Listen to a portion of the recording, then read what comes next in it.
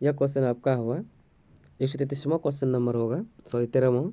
ये मापक यंत्र से होंगे। तो इसमें पहला क्वेश्चन कि निम्नलिखित में से किस उपकरण का उपयोग जो है वायुमंडलीय दाब को मापने के लिए किया जाता है। देखिए वायुमंडलीय दाब की अगर बात करेंगे हम लोग, तो ये आपका जो है ना, वायुमंडलीय की अगर बात करें तो इसका उपयोग जो है मतलब जो है ना ओडोमीटर के द्वारा किया जाता है। अगर बात करें तो ओडोमीटर मतलब जो होता है, या वाहन द्वारा चली गई जो दूरी होता है उसको मापने के लिए किया जाता है। तो देखिए इसमें कुछ मीटरों के बारे में जान लेते हैं।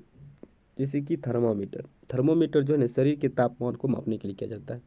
आगे कि हाइग्रोमीटर, देखिए हाइग्रोमीटर जो होता है यह वायुमंडल की आर्द्रता को मापने में किया जाता है। बैरोमीटर का प्रयोग जो होता है वायुमंडलीय दाब को मापने में किया जाता है। चलिए आगे क्वेश्चन ये पूछ दिया गया है इसमें कि हाइग्रोमीटर जो होता है हाइग्रोमीटर से क्या मापा जाता है। देखिए अभी तुरंत बताएं कि हाइग्रोमीटर से जो है आपका ये विकिरण मापा जाता है। हाइग्रोमीटर से क्या होता है, विकिरण मापा जाता है। चलिए थोड़ा सा आगे और थोड़ा सा जान जाते हैं इन लोगों के बारे में। तो देखिए ये भी क्वेश्चन जो था क्या 2021 में पूछे थे एनटीपीसी में। तो देखिए आगे है कि वस्तु का ताप जो है किससे मापा जाता है। देखिए वस्तु का ताप अगर बात करें तो थर्मामीटर, ठीक ना। और द्रवों का घनत्व का अगर बात करें किससे मीटर जाता है, तो ये आपका हाइड्रोमीटर से मापा जाता है।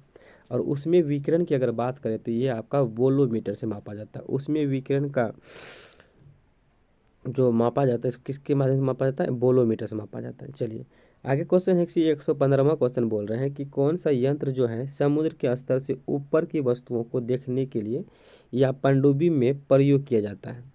तो देखिए पनडुब्बी में जो प्रयोग किया जाता है आपका पेरिस्कोप का प्रयोग किया जाता है। किसका किया जाता है, पेरिस्कोप का। चलिए आगे बोल रहे हैं 16वां क्वेश्चन। 116वां क्वेश्चन है, बोल रहे हैं कि वायुमंडलीय दबाव को मापने के लिए किस उपकरण का प्रयोग किया। देखिए वायुमंडलीय दबाव को मापने के लिए बैरोमीटर का प्रयोग किया जाता है, ठीक है ना। चलिए आगे क्वेश्चन आपका है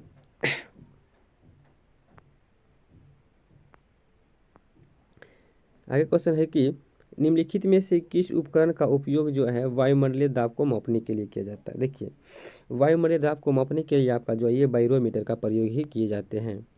चलिए आगे क्वेश्चन पढ़ेंगे हम लोग। नेक्स्ट क्वेश्चन आपका है ये कि सूर्य को देखने के लिए किस यंत्र का प्रयोग किया जाता है। देखिए सूर्य को देखने के लिए आपका जो ये हेलीस्कोप के माध्यम से देखे जाते हैं सूर्य को देखने के लिए, ठीक है ना। चलिए आगे आपका है क्वेश्चन कि विभवांतर को मापने के लिए, बोल रहे हैं कि विभवांतर को मापने के लिए डैश उपकरण का प्रयोग किया जाता है। किसका, तो देखिए विभवांतर को मापने के लिए आपका वोल्ट मीटर का प्रयोग किए जाते हैं।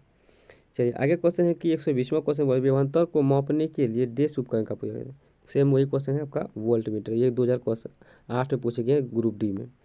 चलिए आगे बोल रहे हैं कि सर्किट में बिजली के प्रवाह का पता लगाने हेतु निम्नलिखित में से बोल रहे हैं किस उपकरण का प्रयोग किया जाता है। सर्किट में जो विद्युत धारा का प्रभाव होता है, तो देखिए इसमें जो है आपका ये गैल्वेनोमीटर का किसका प्रयोग किया जाता है, गैल्वेनोमीटर का।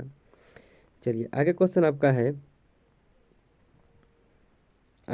कि एक शाफ्ट की आवर्तन गति को निर्धारित करने के लिए एक इस्तेमाल किया जाता है। किसका, तो देखिए किसका इस्तेमाल किया जाता है, टेकोमीटर को। किसका किया जाता है, टेकोमीटर का इस्तेमाल किया जाता है।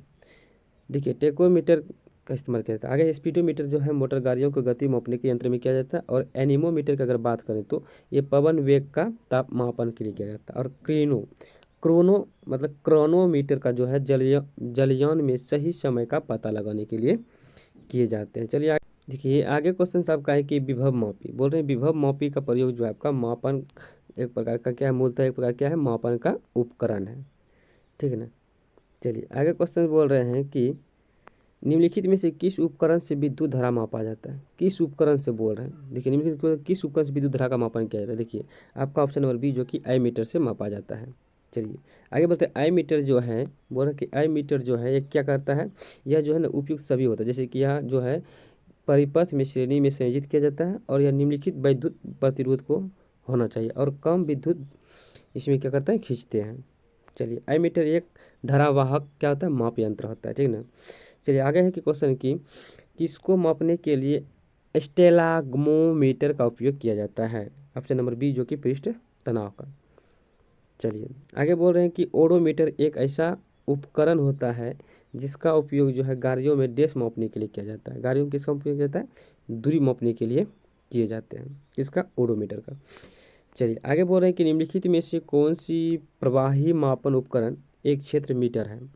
तो ऑप्शन नंबर सी जो कि पिटार ट्यूब क्या होता है, ये नली द्वारा खुली चैनल में एक द्रव की प्रवाह की गति के मापने में प्रयोग किया जाता है, ठीक है ना। चलिए आगे क्वेश्चन है हम लोगों के लिए, आगे क्वेश्चन हो जाएगा। चलिए ये क्वेश्चन आपका है कि टेकोमीटर का मापन डैश करता है। देखिए टेकोमीटर का मापन के बाद गति पालक चक्र की घूर्णनात्मक चाल को बताता है, ठीक है ना। आगे बोल रहे हैं कि टेकोमीटर का प्रयोग क्या मापता है। देखिए टेकोमीटर का जो प्रयोग क्या मापता है, देखिए टेकोमीटर की बात करें तो यह आपका बताया था अभी, चक्र प्रति मिनट को मापता है, आरपीएम जिसको बोलते हैं, ठीक ना। चलिए आगे बोल रहे हैं क्वेश्चन कि मल्टीमीटर में होता है क्या। देखिए मल्टीमीटर की अगर बात करें तो मल्टीमीटर में जो होता है ये वोल्ट मीटर, करंट मीटर और ओम मीटर होता है। चलिए आगे बोल रहे हैं कि रिएक्टर पैमाने के बारे में निम्नलिखित में से क्या गलत है। देखिए रिएक्टर पैमाने के बारे में निम्नलिखित में से अगर बात करें तो हम लोग ये जो है आपका रिएक्टर पैमाने जो कि 8 से 9 तक की तीव्रता का अर्थ होता है कि हल्का भूकंप होना। चलिए आगे क्वेश्चन है आपका कि तरल पदार्थ के घनत्व को बोल रहे हैं, तरल पदार्थ के घनत्व को मापने के लिए किसका प्रयोग किया जाता है। देखिए तरल पदार्थ के घनत्व को मापने के लिए आपका जो है ये जो है आपका ये हाइड्रोमीटर से मापा जाता है, हाइड्रोमीटर से मापा जाता है। चलिए नेक्स्ट है कि पानी के अंदर की वस्तुओं को पता लगाने की बोल रहे हैं, पानी के अंदर की वस्तुओं का पता लगाने के लिए किसका प्रयोग किया था, तो ये सोनार का प्रयोग, ठीक है। सोनार एक प्रकार क्या होता है, ये इसका उपयोग जो है पानी के अंदर के लिए वस्तुओं का पता लगाने में ही किया जाता है, जो कि इसमें साउंड नेविगेशन एंड रनिंग का संक्षिप्त क्या करता है, इसमें रूप होता है, ठीक है ना। चलिए आगे हम लोग पढ़ेंगे कि जहाज़ों में क्या मापने के लिए इकोलेक्शन का उपयोग किया जाता है। देखिए ये पानी की गहराइयों को, ठीक है ना। चलिए आगे बोल रहे हैं कि दूध के घनत्व को निर्धारित करने के लिए, दूध के घनत्व को निर्धारित करने के लिए कौन सा उपकरण का उपयोग किया। देखिए दूध को निर्धारित करने के लिए आपका जो इलेक्ट्रोमीटर का प्रयोग किया जाता है। देखिए अगर बात करें तो हाइड्रोमीटर तो आपका ये द्रवों का आपेक्षिक घनत्व को मापता है, और इलेक्ट्रोमीटर आपका दूध की शुद्धता को घनत्व को मापता है, और बैरोमीटर जो आपका वायुमंडलीय दाब को मापता है, और थर्मोमीटर आपका क्या होते हैं, ताप को मापते हैं। चलिए आगे बोल रहे हैं ऑटोमोबाइल, बोल रहे हैं कि ऑटोमोबाइल जो है, ऑटोमोबाइल में यात्रा की दूरी को मापने के लिए निम्नलिखित में से उपयोग का मतलब उपकरण का उपयोग किया जाता है, किस में, ऑटोमोबाइल को मापने के लिए। देखिए ऑटोमोबाइल को अगर बात करें तो इसमें आपका जो है ये आपका जो है ओडोमीटर होगा। चलिए नेक्स्ट क्वेश्चन आपका इसमें है कि नेक्स्ट क्वेश्चन बोल रहे हैं कि मोटर गाड़ी का ओडोमीटर क्या मापता है। देखिए मोटर गाड़ी का ओडोमीटर जो आपका मापता है क्या मापता है दूरी। चलिए आगे बोल रहे हैं कि वह डैश उपकरण मतलब डैश वह उपकरण है जिसका उपयोग मोटर गाड़ियों में दूरी मापने के लिए किया जाता है। दूरी मीटर की बात करें तो आपका ओडोमीटर है।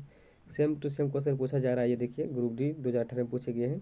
आगे बोल रहे हैं किसी वोल्ट मीटर का उपयोग, बोल रहे हैं किसी वोल्ट मीटर का उपयोग जो है डैश मापने के लिए किया जाता है। किसी वोल्ट मीटर का, देखिए किसी वोल्ट मीटर किसका मापा जाता है, वोल्ट अर्थात विभवांतर को मापा जाता है।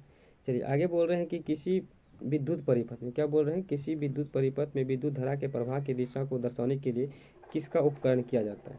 तो ये आपका गैल्वेनोमीटर, किसका क्या जाता है, गैल्वेनोमीटर का उपयोग किया जाता है। चलिए अगर बात करेंगे तो आमीटर जो है ना विद्युत परिपथ की धारा को मापता है, और अगर बात करें तो रियोस्टेट जो है प्रतिरोध को कम करने के या बढ़ाने के लिए किया जाता है, और वोल्ट मीटर से दोनों करते हैं आप लोग कि दो बिंदु के बीच के अंतर को मापने के लिए किया जाता है। चलिए गैल्वेनोमीटर का उपयोग जो है आपका ये दिया गया कहाँ किया जाता है, बोल रहे हैं प्रकाश की दिशा को पता लगाने के लिए, चुंबकीय प्रेरण की दिशा को पता लगाने के लिए, या ध्वनि की दिशा को पता लगाने के लिए, या धारा की दिशा को पता लगाने के लिए। देखिए गैल्वेनोमीटर जो होता है यह जो है ना ये धारा की दिशा को पता लगाने के लिए किया जाता है। चलिए आगे बोल रहे हैं कि वाहन की गति, बोल रहे हैं कि वाहन की गति जो है डैश वाहन की गति जानने में मदद करता है, कौन करता है, तो ये आपका स्पीडोमीटर करता है। कौन करता है, स्पीडोमीटर, ऑप्शन नंबर ए। चलिए आगे क्वेश्चन है कि आपका कि ये 144वां कि ई लोकेशन का एक प्रकार क्या, देखिए ई लोकेशन एक प्रकार का आपका सोनार होता है, ठीक है ना। ई लोकेशन क्या होता है, एक प्रकार का सोनार होता है, ठीक है ना। देखिए बोल रहे हैं कि उस शब्द का चयन कीजिए जो तीसरे शब्द से उसी तरह संबंधित जो इस प्रकार दूसरा संबंध पहले शब्द से संबंधित है। देखिए बोल रहे हैं कि अमीटर जो विद्युत धारा से, तो ओम मीटर किससे होंगे, देखिए ओम मीटर का बात करें तो आपका प्रतिरोध से संबंधित होते हैं। चलिए हवा बोल रहे हैं कि हवा की गति को मापने के लिए जो है ना निम्नलिखित में से किसका उपकरण किया जाता है। हवा की गति को मापने के लिए आपका ये एनीमोमीटर का प्रयोग किया जाता है। चलिए आगे क्वेश्चन बोल रहे हैं कि 47वां 147वां कि डैश का उपयोग हवा की शक्ति और वेग मापने के लिए किया जाता है। देखिए ये ऑप्शन में डी जो कि एनीमोमीटर का प्रयोग किया जाता है। चलिए बोल रहे हैं एनीमोमीटर का उपयोग जो है आपका डैश मापने के लिए किया जाता है। देखिए आपका वायु की गति को मापने के लिए किया जाता है एनीमोमीटर का, ठीक है ना। बोल रहे निम्नलिखित में से कौन सी झूठ का पता लगाने के लिए किया जाता है। देखिए झूठ का पता लगाने के लिए आपका जो ये पॉलीग्राफ का प्रयोग किया जाता है, ठीक है ना। चलिए आगे का क्वेश्चन आपका है कि लाई डिटेक्टर, बोल रहे हैं कि लाई डिटेक्टर उपकरण डैश के रूप में जाना जाता है। लाई डिटेक्टर की अगर बात करें तो आपका पॉलीग्राफ के माप पे जाना जाता है। चलिए आगे बोल रहे हैं कि भट्टियों जैसे अपेक्षाकृत, बोल रहे हैं भट्टियों जैसे अपेक्षाकृत उच्च ताप मापने के लिए निम्नलिखित किस यंत्र का प्रयोग किया जाता है। आपका ये पायरोमीटर का प्रयोग किया जाता है। चलिए आगे बोल रहे हैं कि भौतिक राशियों के अगर बारे में पढ़ेंगे हम लोग नेक्स्ट वीडियो में। तो यहाँ तक देखने के लिए बहुत बहुत धन्यवाद। चलिए नेक्स्ट वीडियो। हेलो दोस्तों, सभी को राधे राधे। आज का क्वेश्चन से होंगे इसमें चैप्टर का होगा कि यांत्रिकी से, जिसको बोलते हैं इंग्लिश में मैकेनिक्स, अर्थात पहला होंगे आपका ये कार्य से संबंधित, ठीक है ना। तो 167वां क्वेश्चन से होंगे कि निम्नलिखित में से कौन सी अधिक काम कर सकता है।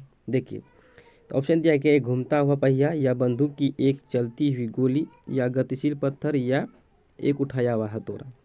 देखिए ऑप्शन नंबर जो है ना आपका ये बी, जो कि बंदूक की एक चलती हुई गोली जो होती है यह अधिक काम कर सकता है। क्योंकि देखिए क्योंकि यह जो है किसी भी वस्तु कार्य करने का बल और बल की दिशा में विस्थापित दूरी की आवश्यकता होती है, ठीक है ना। इसीलिए विकल्प जो कि यह जो है न्यूटन के तीसरे नियम का पालन करता है, जिसकी वजह से ये आपका बंदूक की चलती हुई गोली जो है अधिक काम करेंगे। चलिए आगे 168वां क्वेश्चन बोल रहे हैं कि 20 न्यूटन बल, अर्थात 20 न्यूटन बोल रहे हैं बल एक वस्तु को 2 मीटर विस्थापित कर देता है, तो 20 जूल कार्य करता है। तो बल और विस्थापन के बीच कोण क्या होंगे। तो देखिए हम लोग जानते हैं कि यदि एफ मतलब बल को ऐसा मतलब क्या होता है, बल कैसे मतलब न्यूटन होता है, अर्थात 20 न्यूटन दिया है, ठीक है ना। डी होता है आपका डिस्टेंस, जो कि 2 मीटर दिए गए हैं, ठीक। और डब्ल्यू अर्थात वर्क, जिसको बोलते हैं जूल, तो ये भी आपका कितना दिए हैं, 20 जूल दिए हुए हैं, ठीक। तो हम जानते हैं हम लोग कि F बराबर जो होता है F into D cos theta होता है, ठीक, कॉस थीटा। तो F बराबर आपका W बराबर दिया आपका कितना 20 दिए हैं, तो 20 F का वैल्यू दिया और D का वैल्यू 2 दिए हैं, ठीक है। कॉस थीटा आपका कॉस थीटा ही निकालना है, बोले कि बीच के कोण निकालना है, ठीक ना। तो देखिए ये आपका कैंसिल हो गया, तो इधर बचा 1, तो इसको अगर भेजेंगे इधर तो कॉस थीटा बराबर आपका हो जाएगा 1/2। तो 1/cos थीटा का वैल्यूबल कितना होगा आपका cos 60 डिग्री का मान होता है, ठीक है ना। चलिए ये आपका ऑप्शन नंबर जो है देखिए इसमें 60 डिग्री का ऑप्शन नंबर ए हो जाएंगे। चलिए आगे क्वेश्चन बोल रहे हैं कि 169वां कि एक पोर्टल जमीन, बोल रहे हैं कि एक पोर्टल जमीन से 12 kg सामान उठाता है और उसे जो है ज़मीन से 1.5 मीटर ऊपर अपने सिरे पर रखता है, तो सामान पर उसके द्वारा किए गए कार्य की गणना क्या हो सकते हैं। देखिए छोटी जी का वैल्यूबल कितना दिया आपका 10 मीटर दिया है, 10 मीटर पर सेकेंड स्क्वायर दिया है। देखिए इसमें किया गया कार्य आपका जो होता है, देखिए किया गया कार्य आपका होता है W=mgh होता है, ठीक ना। तो देखिए इसमें आपका जो है एम आपका जो है जैसे कि मीटर आपका दिया गया कितना मीटर ऊपर, तो देखिए द्रव्यमान आपका पहले दिया गया है, ठीक है ना। द्रव्यमान आपका कितना दिया है 12 kg, और आपका जो है जी का वैल्यू भी दी गई है 10 मीटर पर सेकेंड, और घंटा का वैल्यूबल आपका दिया गया कितना मिनट, 1.5 मीटर ऊपर पर चढ़ता है मतलब रखता है ज़मीन से, तो ये आपका एच हो गया। तो ये आपका अगर गुना करेंगे हम लोग 12 × 10 गुना 1.5, तो गुना करने पर आपका हो जाता है 180 जूल, करेक्ट। तो देखिए ऑप्शन नंबर क्या हो जाएगा आपका ये सी नंबर। चलिए आगे क्वेश्चन बोल रहे हैं कि यदि एक हवाई जहाज बोल रहे हैं 400 मीटर की दूरी पर तय करती है, कितना मीटर पर 400 मीटर की दूरी पर तय करती है, तो किया गया कार्य जो है 2000 जूल है, तो लागू किया गया बल क्या है। देखिए हम लोग जानते हैं कि कार्य बराबर क्या होता है, बल गुनी दूरी होता है, ठीक है ना। बल गुनी क्या होता है, दूरी होता है। अगर इसमें बात करें तो आपका किया गया कार्य कितना दिया गया, देखिए 20 जूल, दो मतलब 20,000 जूल दिया है। तो बल आपका निकालने बोले, लागू किया गया बल बोलते याद करते हैं। बल आपका मतलब दूरी दिए गया आपका कितना 4,000। तो बल बराबर आपका क्या हो जाएगा, तो कार्य बटे दूरी। तो इसमें देखिए 4 4 जीरो कट जाए, 3 3 जीरो कट जाएगा, तो 4 5 20, 5 न्यूटन आपका ये हो गया बल। देखिए ऑप्शन नंबर एक करेक्ट हो जाएंगे।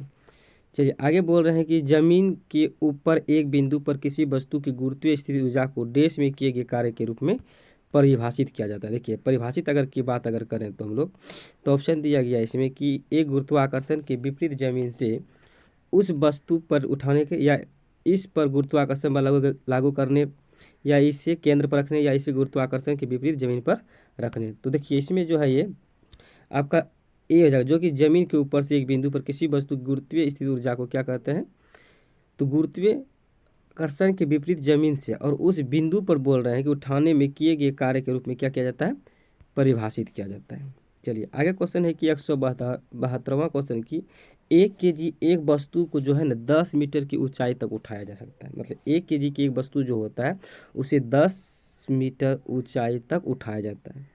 तो बोल रहे हैं कि गुरुत्व बल द्वारा किया गया कार्य क्या होंगे, अर्थात गुरुत्व बल द्वारा बोल रहे हैं, ठीक ना। तो इसमें देखिए हमको दिया पहले क्या है, तो देखिए गुरुत्वीय बल द्वारा किया गया कार्य अर्थात डब्ल्यू बोलते हैं, ठीक ना, वर्क। तो इसमें देखिए एम का वैल्यू दिया गया आपका कितना 1 kg, और आपका घंटा दिया गया कितना 10 मीटर, सॉरी 10 मीटर, और छोटी जी का वैल्यू कितना दिया गया 9.8 मीटर पर सेकेंड स्क्वायर।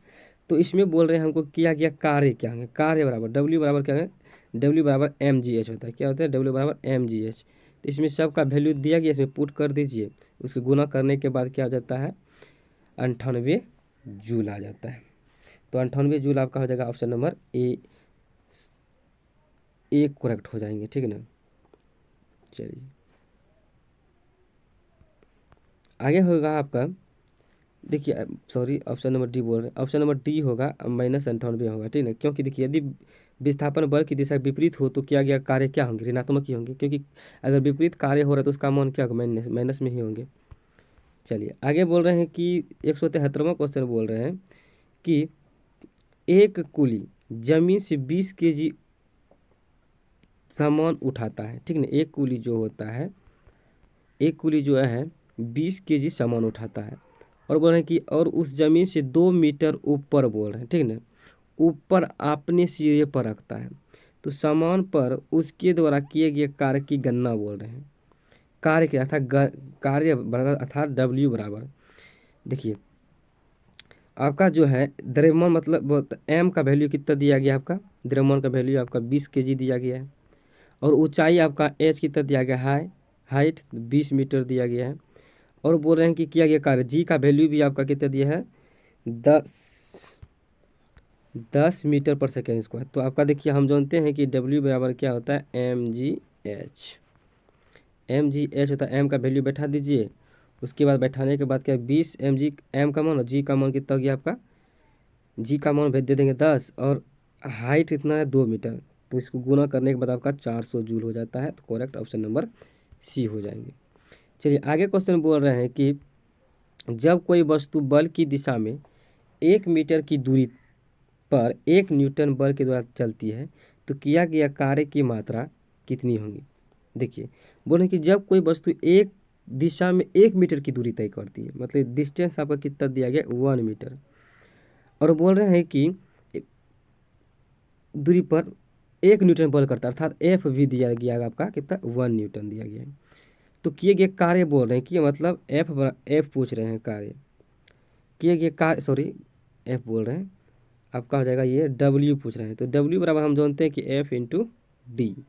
तो देखिए कार्य बराबर आता है आपका बल गुनी बल की दिशा में विस्थापन। तो 1 × 1 करेंगे आपका कितना हो गया 1 जूल हो जाएगा। तो आपका इसमें देखिए ऑप्शन दिया गया आपका 1 जूल, तो आपका दे गया ऑप्शन नंबर डी जो कि करेक्ट आंसर होंगे। चलिए आगे क्वेश्चन बोल रहे हैं कि 10 किलोग्राम वजन वाले सूटकेस को उठाकर एक प्लेटफार्म पर खड़े यात्री द्वारा किया गया है। मतलब 10 kg का है, ठीक ना, 10 kg का आपका एक सूटकेस को उठाकर जो है एक प्लेटफार्म पर खड़ी रखती है, एक प्लेटफार्म पर क्या करते हैं, खड़ी रखती है। तो उसके द्वारा किया गया कार्य पूछ रहे हैं। देखिए कार्य बराबर कार्य W, तो बल आपका कितना लगा रहे हैं, बल बल आपका कितना है, देखिए 10 किलोग्राम, ठीक है ना।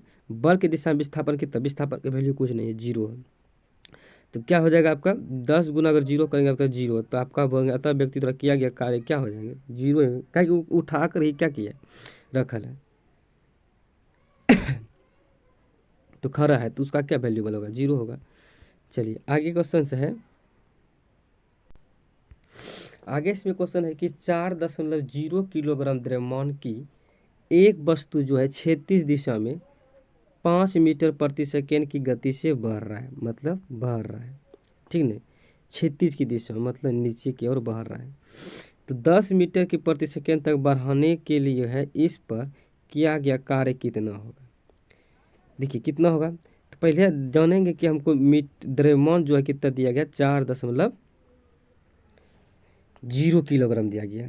और प्रारंभिक अगर वेग की अगर बात करेंगे तो 5 मीटर दिया, प्रारंभिक वेग आपका कितना दिया है, 5 मीटर दिया है। और अंतिम वेग आपका जो है ना 10 मीटर दिए गए हैं, ठीक है ना।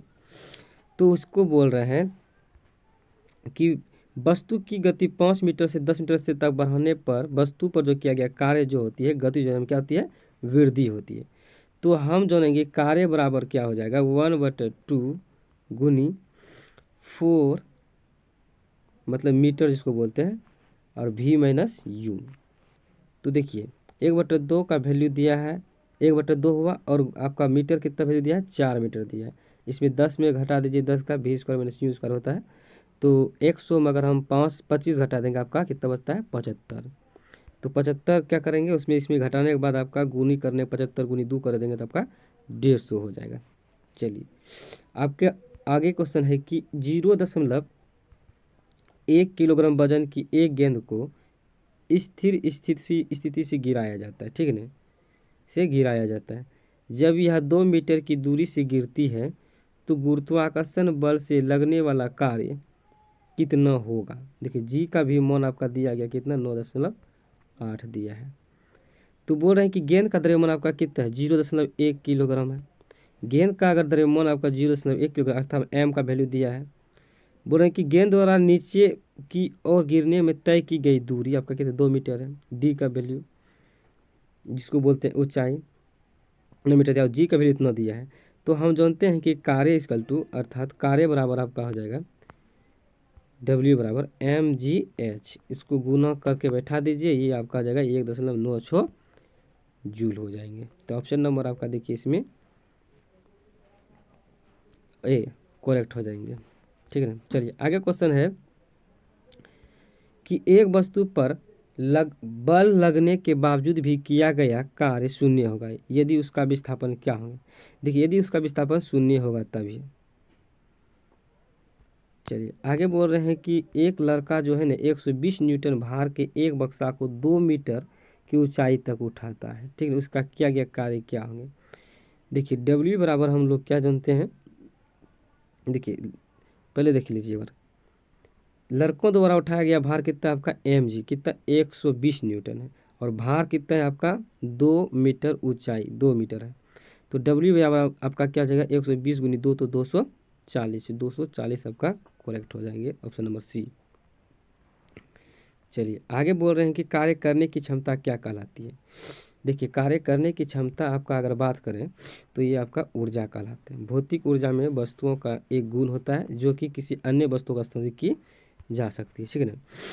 चलिए बोल रहे हैं कि यदि कार्य का मान धनात्मक हो तो जिस निकाय पर कार्य हो रहा है तो उसको हम लोग उस ऊर्जा में क्या होगी, वृद्धि होगी। चलिए आगे बोल रहे हैं कि निम्नलिखित में से किस में कोई कार्य नहीं किया जाता है। देखिए किस में कोई कार्य नहीं किया जाता है, तो आपका ए जो कि कपिल अपने जो है कंधे पर 10 किलोग्राम भार लेकर खड़ा है, तो क्या इसमें कोई कार्य हो रहा है, नहीं हो रहा है, इसीलिए इसमें बोले कोई कार्य नहीं है। तो ये आपका क्वेश्चन जो है 2018 में पूछे गए ग्रुप डी में चलिए आगे बोल रहे हैं कि बल द्वारा किया गया कार्य धनात्मक होता है। देखिए बल द्वारा किया गया कार्य जो होती है आपका ये विस्थापन बल की दिशा में होता है। किसकी दिशा में होता है, विस्थापन बल की दिशा में होता है। चलिए ये सब क्वेश्चन इंपॉर्टेंट है, देखिए पूछे भी गए हैं क्वेश्चन ये आरआरबी ग्रुप डी में। तो चलिए आगे क्वेश्चन है कि देखिए कार्य जो है शून्य होने की स्थिति में विस्थापन और लगाए जाने वाले बल के बीच का कोण क्या होंगे। देखिए हम जानते हैं कि W बराबर क्या होता है, F into D into cos theta होता है। तो इसमें जो होंगे F not equal to zero, F का वैल्यूबल जीरो। तो अगर कॉस थीटा बराबर जीरो तो कॉस 90 डिग्री का मान कितना है, थीटा सॉरी तो ये आपका थीटा का वैल्यू कितना हो जाएंगे 90 डिग्री, ठीक है ना।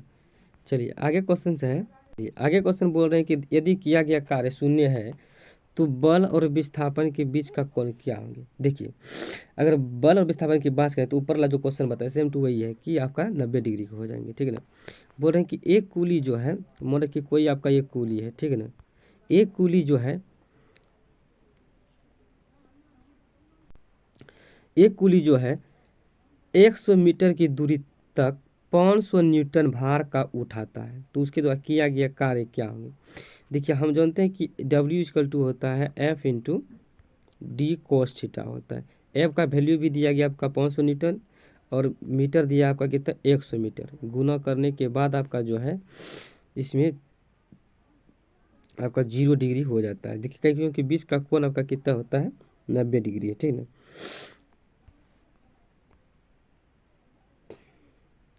अगर बात करें कोस 90 डिग्री का मान तो जीरो होता है, तो जीरो गुनी सब करेंगे तो आपका कितना मल्टीपल करने के बाद जीरो ही हो जाता है। चलिए ये क्वेश्चन है आगे कि निम्नलिखित में से किस मामले में कोई कार्य नहीं होता है, किस मामले में कोई कार्य नहीं होता। देखिए अगर बात करें तो एक जो है ना गधा जो है अपने पीठ पर वजन लेकर चल रहा है तो क्या इसमें कोई कार्य हो रहा है, नहीं हो रहा है, क्योंकि विस्थापन लगने पर बल की दिशा के क्या हो रहा है इसमें लंबवत हो रहा है, इसीलिए यहाँ पर क्या होंगे शून्य होंगे। चलिए आगे बोल रहे हैं कि 20 न्यूटन बोल रहे हैं बल की किसी वस्तु पर कार्य कर रहा है तो वस्तु जो है बल की दिशा में 4 मीटर के माध्यम से विस्थापित, तो किया गया कार्य क्या होंगे। देखो बल आपको दिया गया 20 न्यूटन और आपका विस्थापन कितना दिया गया है 4 मीटर। अगर इसको F इक्वल टू अगर बात करें तो सॉरी W इक्वल टू क्या होता है आपका F इंटू डी होता है। तो ये आपका कितना हो गया 20 चौका 80, तो 80 जूल आपका ये करेक्ट हो जाएंगे 80 जूल, ठीक है ना। चलिए आगे आपका क्वेश्चन है कि एक मजदूर जो है भूमि से 15 केजी का सामान ले लेता है, कितना केजी का 15 केजी का, और उसे जो है भूमि से 1.0 मीटर ऊपर ले जाता है तो अपने सिर पर रखता है तो उसके बोल रहे हैं कि द्वारा सामान पर किए गए का की गणना क्या होंगे। देखिए जी छोटी जी का मान दिया गया आपका इसमें 10 पर पावर 10 मीटर पर सेकेंड स्क्वायर दिया है, ठीक है ना। तो देखिए इसमें जो है आपका जो है एम का मान दिया गया, मतलब भार का मान दिया गया, ठीक ना, कितना 15 केजी दिए गए हैं और एच का वैल्यू भी दिया गया 1 मीटर। इसमें जी का भी वैल्यू दिया गया आपका 10 मीटर। तो डब्ल्यू बराबर पूछ रहा है तो एम जी एच गुना करने के बाद आपका 150 हो जाएंगे, सभी को गुना कर दीजिए, इसका करेक्ट आंसर हो जाएगा 150 जूल। चलिए बोल रहे हैं कि यदि जो है ना, बोल रहे हैं कि कार्य होता है यदि क्या, देखिए यदि कार्य की अगर बात करें, ये कार्य जो है ना एक प्रकार की क्या होती है ऊर्जा होती है, ठीक है ना। 1 किलो जूल बराबर जो होता है 1 किलो जूल बराबर 1000 जूल होता है। चलिए आगे बोल रहे हैं कि 151वां क्वेश्चन, सॉरी इसमें बोल रहे हैं कि जब विस्थापन प्रयुक्त बल की दिशा के लंबवत हो तो बल द्वारा किया गया कार्य क्या होते हैं। देखिए बल द्वारा किया गया कार्य आपका क्या होंगे शून्य होंगे, क्या होंगे शून्य। तो देखिए कैसे, तो बल बराबर आपका होता है F into F D into cos theta. तो एफ देखिए कॉस थीटा, देखिए कॉस थीटा का थीटा इसमें देखिए कितने दिया है डिग्री। आपका बोल रहा है कि जब विस्थापन प्रयुक्त बल की दिशा में क्या हो लंबवत बोल रहे हैं, लंबवत था 90 डिग्री हो, लंबवत हो तो बोल रहे हैं कि किया गया कार्य क्या होता है। देखिए यह जो है लंबवत हो तो बल का क्या कार्य क्या होता है शून्य होता है। देखिए डब्ल्यू इक्वल टू क्या F into D into cos theta होता है, तो F equal to F into D into cos theta, cos 90 degree का मान 0 होता है तो 0 से मल्टीप्लाई करने के बाद आपका क्या हो जाएगा 0, इसीलिए किया गया कार्य क्या होंगे शून्य होंगे। चलिए आगे क्वेश्चन बोल रहे हैं कि किसी वस्तु पर किया गया कार्य निम्नलिखित में से किस पर निर्भर नहीं करता है। देखिए किसी वस्तु पर किया गया कार्य किस पर निर्भर नहीं करता है आपका ये वस्तु के द्रव्यमान पर। चलिए आगे बोल रहे हैं कि किसी वस्तु पर किया गया कार्य जो है निम्नलिखित में से किस पर निर्भर नहीं करता है। तो देखिए आपका वस्तु के द्रव्यमान पर निर्भर नहीं करता है, ठीक है ना। आगे बोल रहे हैं क्वेश्चन की किसी वस्तु पर किया गया कार्य निम्नलिखित में से किस पर निर्भर नहीं करता है। सेम टू सेम वही क्वेश्चन है, वस्तु के द्रव्यमान पर। ये भी क्वेश्चन 2018 में पूछे गए। आगे बोल रहे हैं कि निम्नलिखित में से कौन अधिक कार्य कर सकता है। अधिक, तो देखिए अगर अधिक की कार्य की अगर बात करेंगे हम लोग, आगे क्वेश्चन पर किसी वस्तु पर किया गया कार्य 56 जूल है, ठीक ना, और बल कितना लगाता है 7। देखिए कार्य दिया गया 56 और बल दिया है 7, तो कार्य बराबर होता है विस्थापन पूछ रहे हैं ना, विस्थापन क्या करें। तो देखिए विस्थापन D होता है W/F। तो W का वैल्यू दिया है 56 और 7 भागा दीजिए 7 8 अच्छा बनता आपका D आपका हो गया 8 metre. 8 metre option number C हो जाएगा। चलिए आगे बोल रहे हैं 10 न्यूटन बल की किसी वस्तु पर किया गया कार्य वस्तु के दिशा में 5 विस्थापित कर दी, तो किया गया कार्य क्या होंगे। देखिए किया गया कार्य अगर बात करें तो W बराबर आपका होता है F/D होता है, ठीक है। तो 10 गुनी अगर 5 करेंगे तो आपका 10 × 5 = 50 आपका क्या हो जाएंगे जूल। तो आपका देखिए ये सी नंबर ऑप्शन करेक्ट होगा। चलिए आगे क्वेश्चन की किसी वस्तु पर किया गया कार्य निर्भर किस पर करता है। देखिए किसी वस्तु पर किया गया कार्य क्या करता है वस्तु के द्रव्यमान पर निर्भर करता है, ठीक है ना। चलिए आगे क्वेश्चन बोल रहे हैं कि एक 201वां क्वेश्चन बोल रहे हैं कि यदि बल जो है ना F=0 है तो इसका क्या क्या कार्य W क्या होंगे। देखिए W अगर F 0 है तो इसका W का मान भी कितना होगा 0 होंगे, क्या कि हम जानते हैं कि W क्या होता है F/D होता है, फोर्स गुना विस्थापन। तो आपका देखिए इसमें जो है तो F गुनी 0 करेंगे तो क्या हो जाएगा 0, तो ये आपका कार्य क्या भी हो गया 0 हो गया।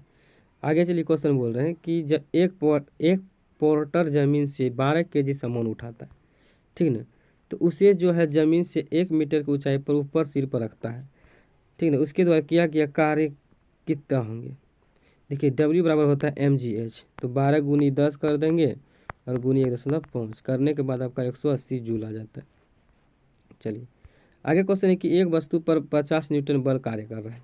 एक वस्तु पर कितना न्यूटन कार्य कर रहा है 50 न्यूटन। उस वस्तु को बल की दिशा में 5 मीटर तक हटाया जाता है, तो बल की द्वारा किया गया कार्य क्या होगा। मतलब समझ में देखिए ये है कि क्वेश्चन बोल रहे हैं कि एक वस्तु जो है ना 25 न्यूटन बल कार्य करता है, अर्थात F बराबर कितना करता है 25 न्यूटन। उस वस्तु को बल की दिशा में 5 मीटर तक हटाया जाता है, 5 हटाया था D तक हटाया जाता है, 5 मीटर तक हटाया जाता है। तो पूछ रहे हैं कि बल की द्वारा किया गया क्या कार्य क्या है, अर्थात हम जानते हैं कि W बराबर होता है F/D। तो F का मान कितना है 25 और D का मान 5, 25 मतलब 25 पंचे 125 न्यूटन आपका न्यूटन बोल रहे 125 125 जूल हो जाएगा, करेक्ट सी। चलिए आगे बोल रहे हैं कि जब कोई आदमी दीवार को धक्का लेकिन इसे विस्थापित करने में विफल रहे तो क्या करता है। तो वह क्या करता है बिल्कुल कोई कार्य नहीं करता है, ठीक है ना, कोई कार्य नहीं। क्या कर सकता है भाई, वो करे तो क्या कर सकता है, कुछ नहीं। आगे चलिए क्वेश्चन बोल रहे हैं कि यदि कोई व्यक्ति है ना 12 न्यूटन के एक सिरे पर बल से 4 मीटर चलता है तो उसके द्वारा किया गया कार्य क्या होगा। देखिए यदि कोई व्यक्ति जो है ना 12 न्यूटन के एक सिरे पर बल से 4 मीटर तक चलता है तो उसके द्वारा किया गया कार्य अर्थात F, ठीक है ना। F बराबर कार्य पूछ रहे हैं ना, तो F का हमको मान दिया गया 12 न्यूटन और विस्थापित जो है ना 4 मीटर बल की स्थिर से किया गया, D दिया है 4।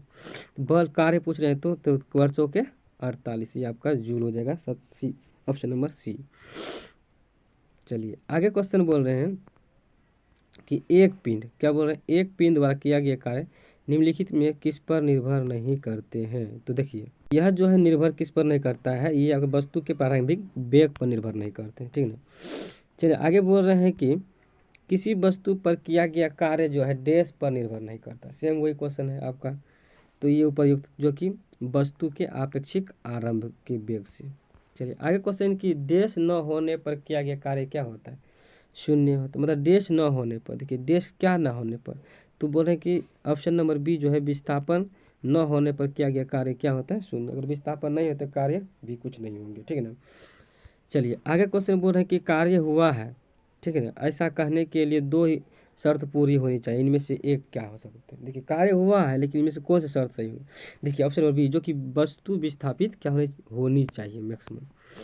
चलिए बोले कि बल और विस्थापन का गुणनफल कहलाता है। देखिए बल और विस्थापन का गुणनफल जो कहलाता है ये आपका बल और वस्तु की दिशा में विस्थापन करता है। ऑप्शन नंबर सी करेक्ट हो जाएंगे, जो कि ये आपका क्या होंगे, सी नंबर। चलिए आगे बोल रहे हैं कि कार्य किस पर निर्भर नहीं करता। देखिए कार्य अगर बात करें तो कार्य आपका जो है ना ये किसी वस्तु पर जो कि संवेग पर निर्भर करता है, नहीं करता है, ठीक है ना, ऑप्शन के हिसाब से। चलिए आगे बोल रहे हैं कि यदि किसी वस्तु पर बोल रहे हैं कि थोड़ा सा बोल रहे हैं कि यदि किसी वस्तु पर लागू एक स्थिर बल की दिशा में वस्तु द्वारा स्थानांतरित बल और दूरी के परिणाम रूप में दर्शाया जाता है तो इसे क्या कहा जाता है। इसे कहा जाता है किया गया कार्य। चलिए आगे बोल रहे हैं कि यदि किसी वस्तु पर लागू एक स्थिर बल की दिशा में वस्तु द्वारा स्थानांतरित बल और दूरी के परिणाम के रूप में क्या कहता है, दर्शाया जाता है, इसे क्या कहा जाता है, हम लोग कार्य कहते हैं, ठीक है ना। चलिए आगे बोल रहे हैं कि किसी पिंड पर कार्य तभी किया जा सकता है जब, देखिए जब वह क्या हो, एक आंतरिक प्रवाह के माध्यम से ऊर्जा वृद्धि का अनुभव करता हो। चलिए आगे है कि लागू किए गए बल, बोले कि लागू किए गए बल और विस्थापन की दिशा के बीच का कोण कितना होना चाहिए, 90 डिग्री है। तो किया गया कार्य आपका क्या होंगे, देखिए किया गया कार्य आपका क्या होंगे, शून्य होंगे, ठीक है ना। चलिए आगे बोल रहे हैं कि जब बल और विस्थापन, क्या बोल रहे हैं, जब और बल और विस्थापन के बीच का कोण कितना हो, 90 डिग्री हो तो किया गया कार्य क्या होता है, तो आपका ये शून्य होते हैं। चलिए किसी वस्तु द्वारा किया गया कार्य की क्षमता या किसी वस्तु में निहित ऊर्जा पर निर्भर करती है क्या, तो यह कार्य करने की वस्तु की स्थिति और अवस्था। चलिए आगे बोल रहे हैं कि एक मजदूर, क्या बोल रहे हैं, एक मजदूर भूमि से 10 किलोग्राम का सामान लेता है, कितना ग्राम का सामान लेता है, 10 किलोग्राम का सामान लेता है और भूमि से 1.1 मीटर ऊपर अपने सिरे पर रखता है, तो उसके बोल रहे हैं द्वारा सामान पर किए गए काम की गणना करें। तो देखिए अगर किए गए सामान का अगर गणना, तो ये आपका जो है W बराबर आपका होता है mgh, ठीक है ना, 10 kg और 10 ये आपका हो गया हाइट और इतना, सॉरी 10 हो गया जी का वैल्यू और 1.1 मीटर जो आपका हाइट हो गया, इसको गुना करने पर आपका 110 जूल हो जाएगा, ठीक है ना, करेक्ट आंसर आपका हो जाएगा डी। चलिए आगे बोल रहे हैं कि गति, बोले कि गति करती हुई एक कार विपरीत दिशा में आती तो हवा समन करती, तो कार पर हवा द्वारा किया गया कार्य क्या होंगे, तो क्या होंगे, कार पर किया गया मतलब बोल रहे हैं कि कार पर हवा द्वारा किया गया कार्य क्या होंगे, ऋणात्मक होंगे। चलिए बोल रहे हैं कि एक लड़की जो है जिसका वजन 200 न्यूटन बल है और 2 मीटर ऊंचे वृक्ष पर चढ़ती है, मतलब 2 मीटर ऊंचे वृक्ष पर चढ़ती है, यदि जी जो है 10 मीटर पर सेकेंड की स्क्वायर से है तो वृक्ष बोल रहे वृक्ष पर चढ़ने के बाद लड़की द्वारा किया गया कार्य कितना होंगे। तो आपका देखिए लड़की द्वारा किया गया कार्य अगर बात करें तो आपका दिया गया भार तो दिया गया है, मतलब भार तो दिया गया आपका कितना, डब्ल्यू बराबर 200 न्यूटन, ठीक ना, और हाइट भी आपका दिया है 2 मीटर, तो कार्य आपका क्या होता है, देखिए भार गुनी क्या होंगे आपका ऊंचाई, भार गुना ऊंचाई गुना पर 200 गुना 2 करेंगे 400 जूल आपका हो जाएगा। चलिए आगे बोले कि यदि कोई कार जो है 500 न्यूटन की नियत बल के साथ 15 किलोमीटर दूरी की तय करती है तो किया गया कार्य गणना कितना होंगे, तो ये आपका कितना होंगे, देखिए W बराबर हम मेरा होता है कि F=D होता है, ठीक है, बल आपका कितना दिया है 500 न्यूटन दिया है, गुनी कितना है 15 किलोमीटर चलती है, विस्थापन तो 15, तो 15 से कि 60 हो गया, तो यह 3 को जीरो बैठा दिए, सॉरी 15×5 = 75, तो 15,000 हो गया, तो 15,000 जूल आपका कहाँ है, ऑप्शन नंबर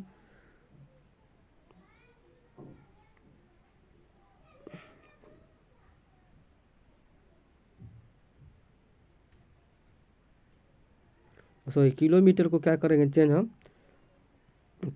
किलोमीटर है तो मीटर में चेंज करने के लिए इसको क्या करेंगे 1000 से गुना करने पर 15,000 हो जाएगा, गुना करने के बाद आपको 500 से फिर गुना करेंगे तो आपका कितना हो जाएगा, 75 लाख हो जाएगा आपका। ठीक है ना। ऑप्शन नंबर देखिए 75 crore 21,22,11,000 10,000 lakh 10 lakh sorry 75 lakh, option number C हो जाएगा करेक्ट। चलिए आगे बोल रहे हैं क्वेश्चन कि 10 न्यूटन, बोल रहे हैं कि 10 न्यूटन एक क्षैतिज बल, बोल रहे हैं 10 न्यूटन एक क्षैतिज बल 5 केजी की एक वस्तु को बल की दिशा में 2 मीटर की दूरी तक विस्थापित कर देता है। तो बल का क्या क्या कार्य क्या होंगे, देखिए W बराबर आपका होता है F इंटू डी। तो F का अगर बात करें तो देखिए F का वैल्यू दिया गया आपका कितना 10 गुनी कितना कर देंगे आप, ये 5 की mg है, W बराबर mgh होगा क्योंकि इसमें g का भी वैल्यू दिए गए हैं। तो पूरा कर दीजिए, सॉरी g का वैल्यू तो नहीं दिए गए हैं। देखिए इसमें F का वैल्यू दिया गया है और D का वैल्यू, तो W बराबर आपका क्या होता है 10 गुनी 2 करेंगे तो आपका क्या हो जाएगा 20। तो कार्य पूछता है ना 20 जूल हो जाएगा आपका। चलिए आगे बोल रहे हैं कि जब बल की दिशा में, बोल रहे हैं जब बल की दिशा में 10 मीटर की दूरी पर 10 न्यूटन के बल के तहत एक वस्तु स्थानांतरित होती है, ठीक ना। तो क्या किया कार्य की मात्रा क्या होगी, तो देखिए हम जानते हैं कि W इक्वल टू क्या होता है F इंटू एस, ठीक है ना। तो इसको क्या करेंगे, तो 10 गुना 10 करेंगे तो आपका क्या हो जाएगा 100 जूल हो जाएगा करेक्ट। ऑप्शन नंबर सी हो जाएगा, एस नहीं होगा, यहाँ डिस्टेंस होगा डी। चलिए आगे बोल रहे हैं कि 50 न्यूटन एक बल एक वस्तु को 10 मीटर तक विस्थापित करती है, ठीक है। तो बल का क्या क्या कार्य वही हुआ सेम टू सेम। तो आपका W बराबर F इंटू डी कर दीजिए 50 गुनी 10 500 हो जाएगा, 500 जूल आपका हो जाएगा ऑप्शन नंबर ए। देखिए बोल रहे हैं आगे क्वेश्चन है कि किसी वस्तु पर, बोल रहे हैं किसी वस्तु पर लगाने पर यदि यह गतिशील नहीं होता है तो इसे क्या कहा जाता है। तो कोई कार्य नहीं कहा जाएंगे, क्या कहेंगे भाई, किसी कुछ लगेबे नहीं करेंगे तो क्या उसको कहेंगे, कुछ नहीं। चलिए आगे बोल रहे हैं कि यदि वस्तु का विस्थापन शून्य हो तो बल द्वारा उस वस्तु पर किया गया कार्य क्या होंगे, क्या होंगे शून्य होंगे। बोले निम्नलिखित में से क्या कार्य का एक गुण नहीं है। देखिए कार्य का अगर बात करें, कार्य एक प्रकार के क्या है अदिश राशि होता है, ठीक है ना। ऑप्शन नंबर ए, जो कार्य एक दिशा में ही होती है, इसमें परिमाण होती है दिशा नहीं होती, ठीक है। क्योंकि अदिश राशि में जो है ना कार्य परिमाण होता है तो इसमें दिशा क्या है दिशा नहीं होती है। चलिए आगे बोल रहे हैं कि एक बस जो है 400 न्यूटन है तो स्थिर बल से चलती है, बस द्वारा जो है किया गया कार्य इतना जूल है। तो बस द्वारा तय की गई दूरी अर्थात डी इक्वल टू क्या हो जाएगा आपका, देखिए पहले हम जानते हैं कि W बराबर F इंटू डी, तो हमको D ही पूछ रहे हैं कि तय की दूरी, तो W बराबर आपका क्या W बाय F हो जाएगा। W का वैल्यू आपका दिया गया कितना 2000, ठीक है ना 2000 दिया, और बल का वैल्यू आपका 400 दिया 4000 दिया, तो आपका तीनों जीरो कट गया 2 1 2 1/2 तो 1.5 मीटर हो जाएगा आपका करेक्ट सी।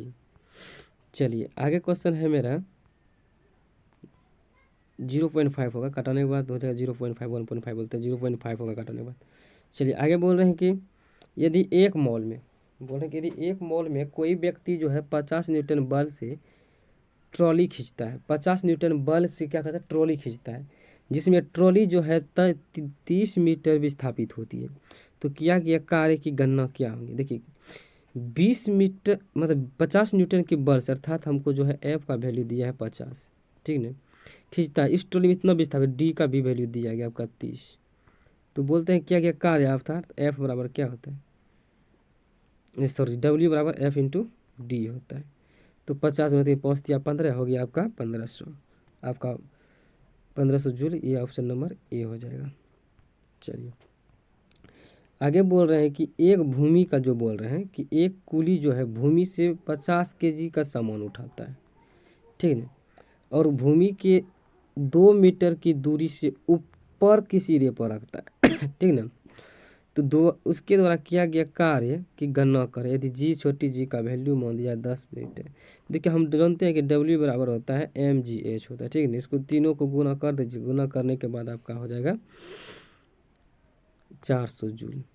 तो आपका ऑप्शन नंबर बी करेक्ट होंगे, ठीक है ना।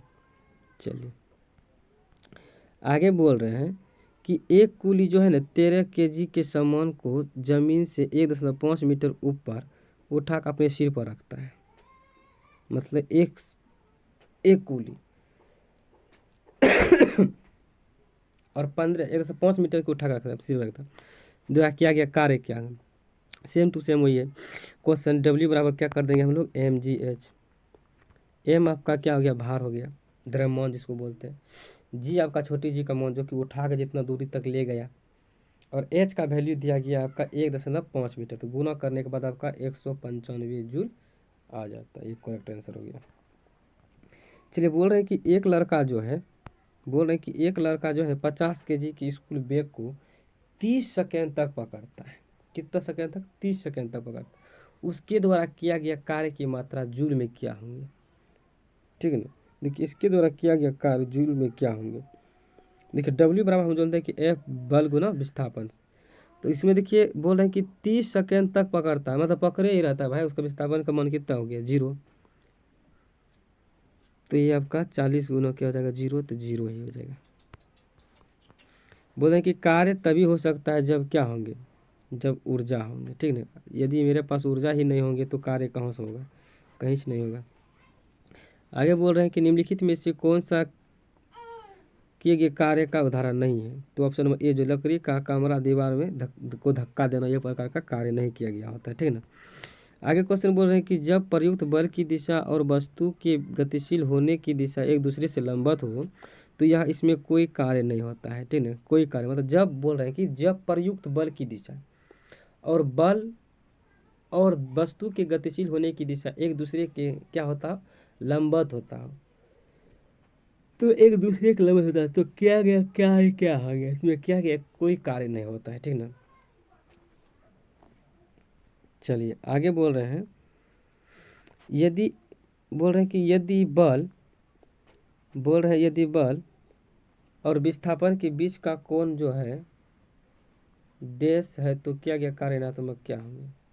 देखिए उसका अगर 90 डिग्री का कोण होंगे तभी उसका वैल्यूबल क्या होंगे, ऋणात्मक बोल रहे हैं।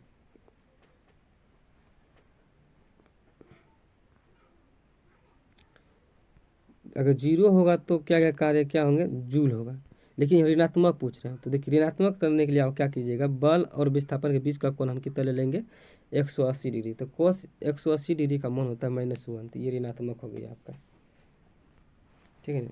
तो ऑप्शन नंबर आपका डी करेक्ट हो जाएंगे, ठीक। चलिए आगे बोल रहे हैं कि एक वस्तु पर 125 न्यूटन का बल कार्य करता है। मतलब एक वस्तु पर कितना न्यूटन का बल करता है, 125 न्यूटन का बल कार्य करता है। उस वस्तु की दिशा में 5 न्यूटन पर हटाया जाता है। तो बल द्वारा किया गया कार्य क्या होंगे। देखिए हम जानते हैं कि डब्ल्यू बराबर एफ इंटू डी होता है। कर दीजिए गुना, इसको दोनों को गुना करने के बाद आपका 625 जूल हो जाएगा, ठीक। चलिए आगे बोल रहे हैं कि यदि कोई व्यक्ति 50 न्यूटन बल के हरित 10 मीटर की दूरी तक ट्रॉली को खींचता है तो उसके द्वारा किया गया कार्य क्या होंगे। देखिए इसके द्वारा किया गया कार्य की अगर बात करें तो 10, देखिए 10 इसको कर दीजिए, कितना हो जाएगा, 500 जूल हो जाएगा, करेक्ट आंसर। आगे क्वेश्चन होंगे, आगे क्वेश्चन इसमें कह रहे हैं कि यदि कोई वस्तु वृत्ताकार पथ में घुमाई जाती तो उस पर किया गया कार्य क्या होंगे। तो क्या होंगे, शून्य होंगे। वृत्ताकार पथ पर घूरेगा तो क्या होगा, उसका वैल्यूबल 0 ही होता है, ठीक है। बोल रहे हैं कि जब बल विस्थापन डैश होता है तो बल द्वारा किया गया कार्य ऋणात्मक माना जाता है। तो क्या माना जाता है, बल की दिशा में विपरीत माना जाता है। बल की दिशा में क्या माना जाती है, विपरीत माना जाता है। चलिए आगे बोल रहे हैं कि 2 मीटर की लंबाई, बोल रहे हैं क्या, बोल रहे हैं 2 मीटर की लंबाई एक समान चैन टेबल पर किसी ऐसी रेख रखी गई है कि उसकी लंबाई 60 मीटर टेबल की कोने से मुक्त से लटका रहता है। चेन का कुल द्रव्यमान कितना है, 4 केजी है। तो टेबल पर दूरी खींचने से किया गया कार्य क्या हो गया। देखिए इसमें सब चीज़ दिया है, सिर्फ इसका क्या करना है, बैठा देना है, ठीक ना। द्रव्यमान निकाल दीजिएगा। आप निकालने के बाद द्रव्यमान 4/2 200 गुनी 60 कर देंगे तो आपका हो जाएगा 6/5 kg। उसके बाद क्या बोल रहे हैं, खींचने पर किया गया कार्य। खींचने पर अगर मान लो कार्य अगर कोई करते हैं तो परिवर्तित स्थिति ऊर्जा जो होती है अंतिम ऊर्जा और प्रारंभिक ऊर्जा को हटा देंगे। ठीक है, घटाने के बाद आपका जो है mgl बचता है, इसको लंबाई बोलते हैं, तो उसको गुना करने के बाद आपका 3.6 जूल हो जाता है। ठीक है ना। चलिए आगे क्वेश्चन है कि अब आगे क्वेश्चन हम जो है नेक्स्ट वीडियो में पढ़ेंगे। तब तक बहुत बहुत धन्यवाद, थैंक यू। नेक्स्ट वीडियो में चलेंगे हम लोग आगे, नेक्स्ट वीडियो में। आज का क्वेश्चन ऊर्जा से संबंधित। तो फर्स्ट क्वेश्चन है कि ऊर्जा संरक्षण के सिद्धांत के संबंध में कौन सा कथन सत्य हो सकता है। देखिए ऊर्जा जो होता है, ऊर्जा का न तो निर्माण हो किया जा सकता है और न ही इसे नष्ट किया जाता है। यह क्वेश्चन जो है आपका 2018 में पूछे थे ग्रुप डी में। चलिए नेक्स्ट क्वेश्चन पूछे कि ऊर्जा 75वां क्वेश्चन बोल रहे हैं कि ऊर्जा न तो उत्पन्न की जा सकती है और न ही नष्ट की जा सकती है, लेकिन इसे एक रूप से दूसरे रूप में परिवर्तित किया जाता है। इसको हम लोग क्या कहते हैं, देखिए इसको हम लोग जो क्या कहते हैं ऊर्जा संरक्षण का नियम कहते हैं। ऑप्शन नंबर बी हो जाएगा। चलिए आगे क्वेश्चन है कि यदि वायु बोल रहे हैं कि यदि वायु प्रतिरोध को नगण्य माने तो मुक्त रूप से गिरते हुए पिंड की स्थितिज ऊर्जा और गतिज ऊर्जा योग क्या होगा। तो देखिए, तो ये इसका योग जो होता है क्या होते हैं, तो ये आपका योग हो जाता है आपका स्थिर हो जाते हैं। क्या हो जाते हैं, स्थिर हो जाते हैं। चलिए नेक्स्ट क्वेश्चन आपका है कि जब आप बोल रहे हैं कि जब आप एक रबर बैंड खींचते हैं तो हस्तांतरित ऊर्जा डैश के रूप में संग्रहित हो जाता है। तो ये आपके स्थितिज ऊर्जा के रूप में संग्रहित हो जाता है। ठीक है ना। नेक्स्ट क्वेश्चन है कि डैश कणों के मतलब डैश कणों की गतिज ऊर्जा जो अधिकतम होती है। देखिए किस कणों की गतिज ऊर्जा अधिकतम होती है, तो आपका गैस की होती है। ठीक है ना। चलिए नेक्स्ट क्वेश्चन है कि डैश कणों में जो है गतिज ऊर्जा डैश कणों में गतिज ऊर्जा अधिकतम होती है, किसमें, तो आपका गैसों में अधिकतम होती है। बोल रहे हैं कि एक घर में बोल रहे हैं एक घर में एक माह में 900 × 10⁶ जूल ऊर्जा की खपत होती है। तो इकाई में ऊर्जा कितनी होगी, तो ये आपका होगा 250। ठीक, क्योंकि हम जानते हैं कि 1 यूनिट बराबर तो 1 किलोवाट घंटा होता है, इसलिए 1 किलोवाट बराबर होता है 3.6 × 10⁶ जूल होता है आपका। इसको मल्टीपल करने के बाद आपका क्या हो जाएगा, 900 × 10⁶ × 3.6 × 10⁶ को गुना करने के बाद आपका क्या जाता है 250 यूनिट आ जाता है। चलिए आगे बढ़ रहे हैं पवन चक्की। देखिए पवन चक्की पवन की ऊर्जा का उपयोग करती है किसमें, देखिए इसमें ऑप्शन दिया गया उसमें ऊर्जा में, गतिज ऊर्जा में, या तापीय ऊर्जा में, या जलीय ऊर्जा में। देखिए यह जो है आपका किसमें देते हैं, देखिए पवन चक्की पवन की किस ऊर्जा में उत्पन्न करती है, ये आपका करेक्ट हो जाएगा, ये आपका गतिज ऊर्जा में उपयोग करते हैं। चलिए नेक्स्ट क्वेश्चन हम लोग पढ़ेंगे अब। नेक्स्ट क्वेश्चन है कि जब एक पिन संपीड़ित स्प्रिंग को छोड़ा जाता है तो यह अपनी स्थिति ऊर्जा को डैश में रूप में बदल देता है। तो ये आपका किस में बदल देते हैं, गतिज ऊर्जा में बदल देते हैं। ठीक है ना। चलिए नेक्स्ट क्वेश्चन में आ गया है कि जब एक बोल रहे हैं कि एक वस्तु की स्थितिज ऊर्जा में डैश इसकी डैश के साथ वृद्धि होती है, तो इसकी किसके साथ, ऊंचाई के साथ वृद्धि होती है।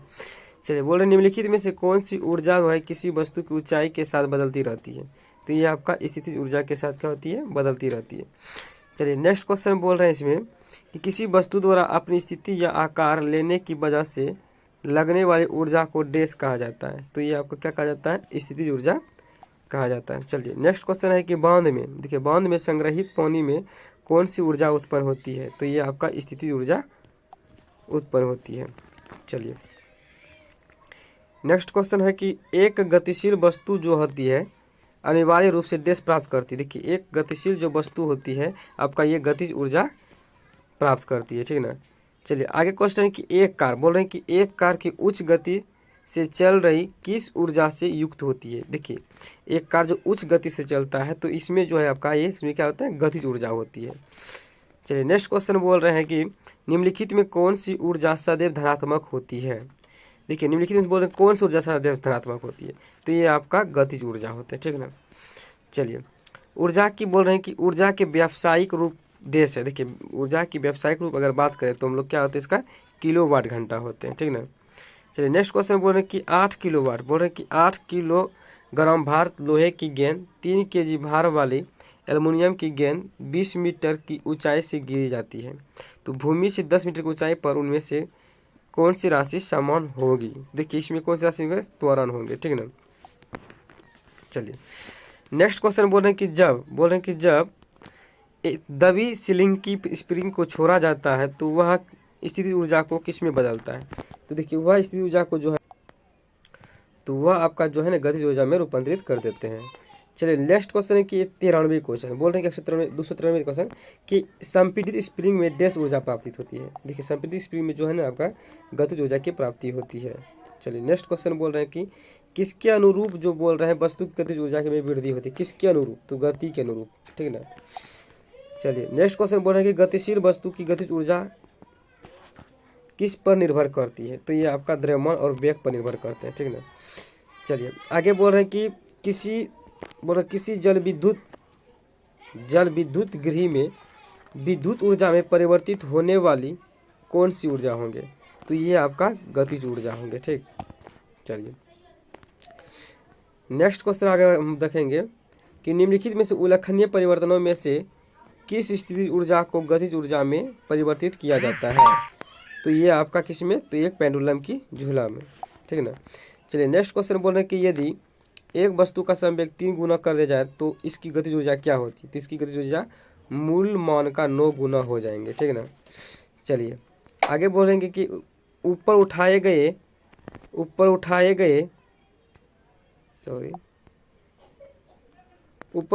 गए हथौड़े के पास क्या होता है, देखिए ये आपका स्थिति ऊर्जा होता है, ठीक ना। चलिए नेक्स्ट क्वेश्चन बोले कि यांत्रिक ऊर्जा को गतिज ऊर्जा और डैश का संयोजन करते हैं, इसमें तो इसमें स्थितिज ऊर्जा का संयोजन करते हैं। चलिए अब नेक्स्ट हम लोग देखते हैं, इसमें यदि एक वस्तु का वेग उसके प्रारंभिक वेग का 2 गुना हो जाता है तो इसकी गतिज ऊर्जा प्रारंभिक गतिज ऊर्जा की n गुनी हो जाती है। n का वैल्यूबल क्या होंगे, देखिए n का वैल्यूबल आपका 4 हो जाएंगे, ठीक ना। चलिए नेक्स्ट क्वेश्चन बोल रहे हैं कि किसी तने हुए रबर बैंड में किस प्रकार की गतिज ऊर्जा होती है, किसी तने हुए रबर बैंड में, देखिए ये आपका स्थितिज ऊर्जा होती है, ठीक ना। चलिए किसी खींचे हुए रबर बैंड में किस प्रकार ऊर्जा होती है, आपका ये स्थितिज ऊर्जा होती है, ऑप्शन नंबर ए।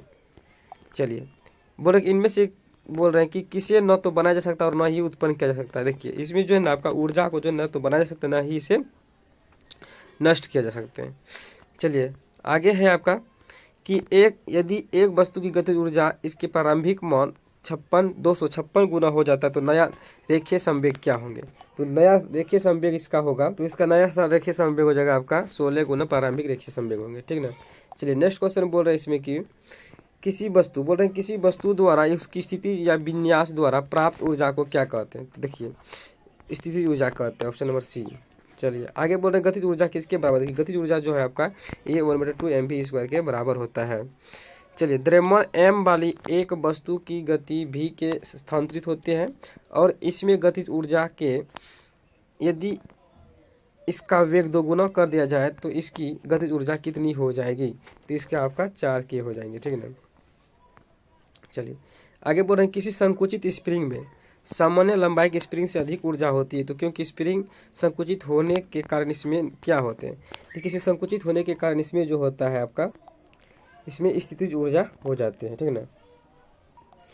चलिए नेक्स्ट बोल रहे हैं जब किसी बंदूक से गोली चलाई जाती है तो इसकी जो है संभावित स्थितिज ऊर्जा किस में परिवर्तित होती है, तो ये आपकी किस में होते हैं, गतिज ऊर्जा में होती है। चलिए नेक्स्ट क्वेश्चन बोल रहे हैं कि 5 किलोग्राम और 10 किलोग्राम द्रव्यमान की 2 इस्पात गेंदों की गतिज ऊर्जा समान है, ठीक ना। यदि संभावनाएं हो तो कौन सी गेंद तेजी से गति कर रहे हैं इसमें, तो आपका ऑप्शन बी जो कि 5 किलोग्राम वाली तेजी से चलेगी।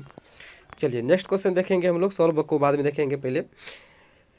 चलिए स्थिति या आकृति में हुए परिवर्तन के कारण एक वस्तु में निहित ऊर्जा को क्या कहते हैं, देखिए निहित ऊर्जा को हम लोग क्या बोलते हैं, स्थितिज ऊर्जा बोलते हैं, ठीक है ना। ये क्वेश्चन LLP में पूछे गए 2018 में।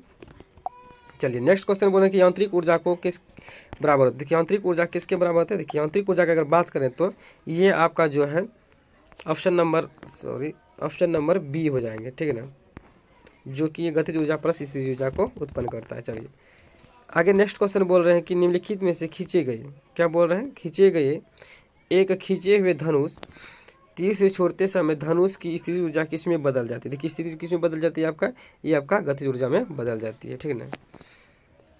बोले निम्नलिखित में से कौन सा स्थिति ऊर्जा का उदाहरण नहीं है? तो ये आपका बी, बहता हुआ जल, ठीक है ना। चलिए आगे बोल रहे हैं कि पहाड़ से गिर रहे किसी पिंड में डैश होती है। देखिए पहाड़ से गिर रहे किसी पिंड में क्या होती है आपका, तो ये गतिज ऊर्जा होती है और स्थिति ऊर्जा दोनों होते हैं, ठीक है ना। चलिए आगे बोल रहे हैं क्वेश्चन की एम के साथ चलती हुई वस्तु की गतिज ऊर्जा का मूल्य क्या होगा यदि इसकी गति भी से बढ़ाकर 2 भी दुगुना कर दिया जाता है? तो देखिए इसमें बढ़ाकर करने के बाद इसका सॉल्व हो जाता है, तो ये आपका हो जाता है ऑप्शन बी जो कि 4 ke हो जाता है, ठीक है ना। चलिए नेक्स्ट क्वेश्चन हम लोग देखेंगे कि 2 किलोग्राम के एक द्रव्यमान वाली एक वस्तु के ऊपर की ओर 20 मीटर प्रति प्रारंभिक वेग से फेंकी जाती है, तो 2 सेकेंड के बाद इसकी गतिज ऊर्जा क्या होगी? तो देखिए इसकी गतिज ऊर्जा 2 सेकेंड के बाद जो है आपका बी के न्यूटन के प्रथम नियम के अनुसार होंगे, तो जो कि आपका 0 होंगे, ठीक ना।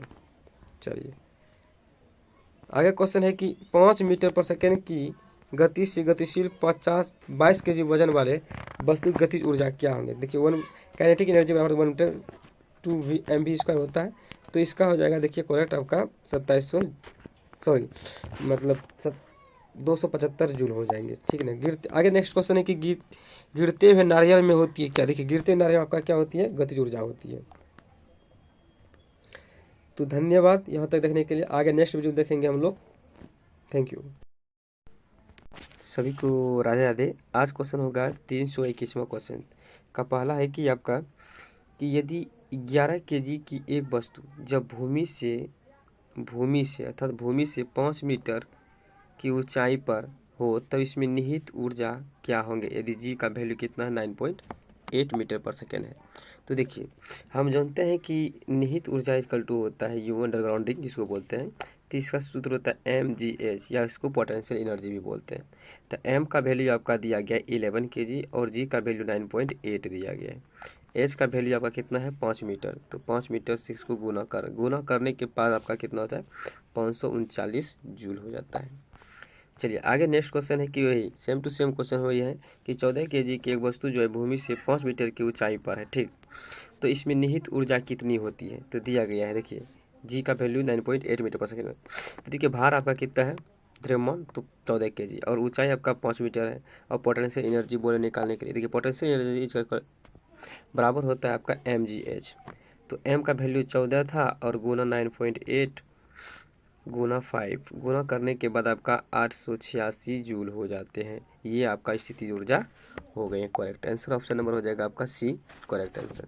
चलिए नेक्स्ट क्वेश्चन आपका है कि 15 kg, देखिए 15 kg की एक वस्तु जब भूमि से 10 मीटर की ऊंचाई पर, देखिए इसमें 10 मीटर ऊंचाई हो गया, ठीक है, तो इसमें निहित ऊर्जा डैश होती है जब दिया गया जी का मान 10 मीटर है 10 सेंटीमीटर स्क्वायर। देखिए यहाँ पर क्या किया गया है कि निहित ऊर्जा था पोटेंशियल एनर्जी निकालने बोल रहे हैं, ठीक है ना।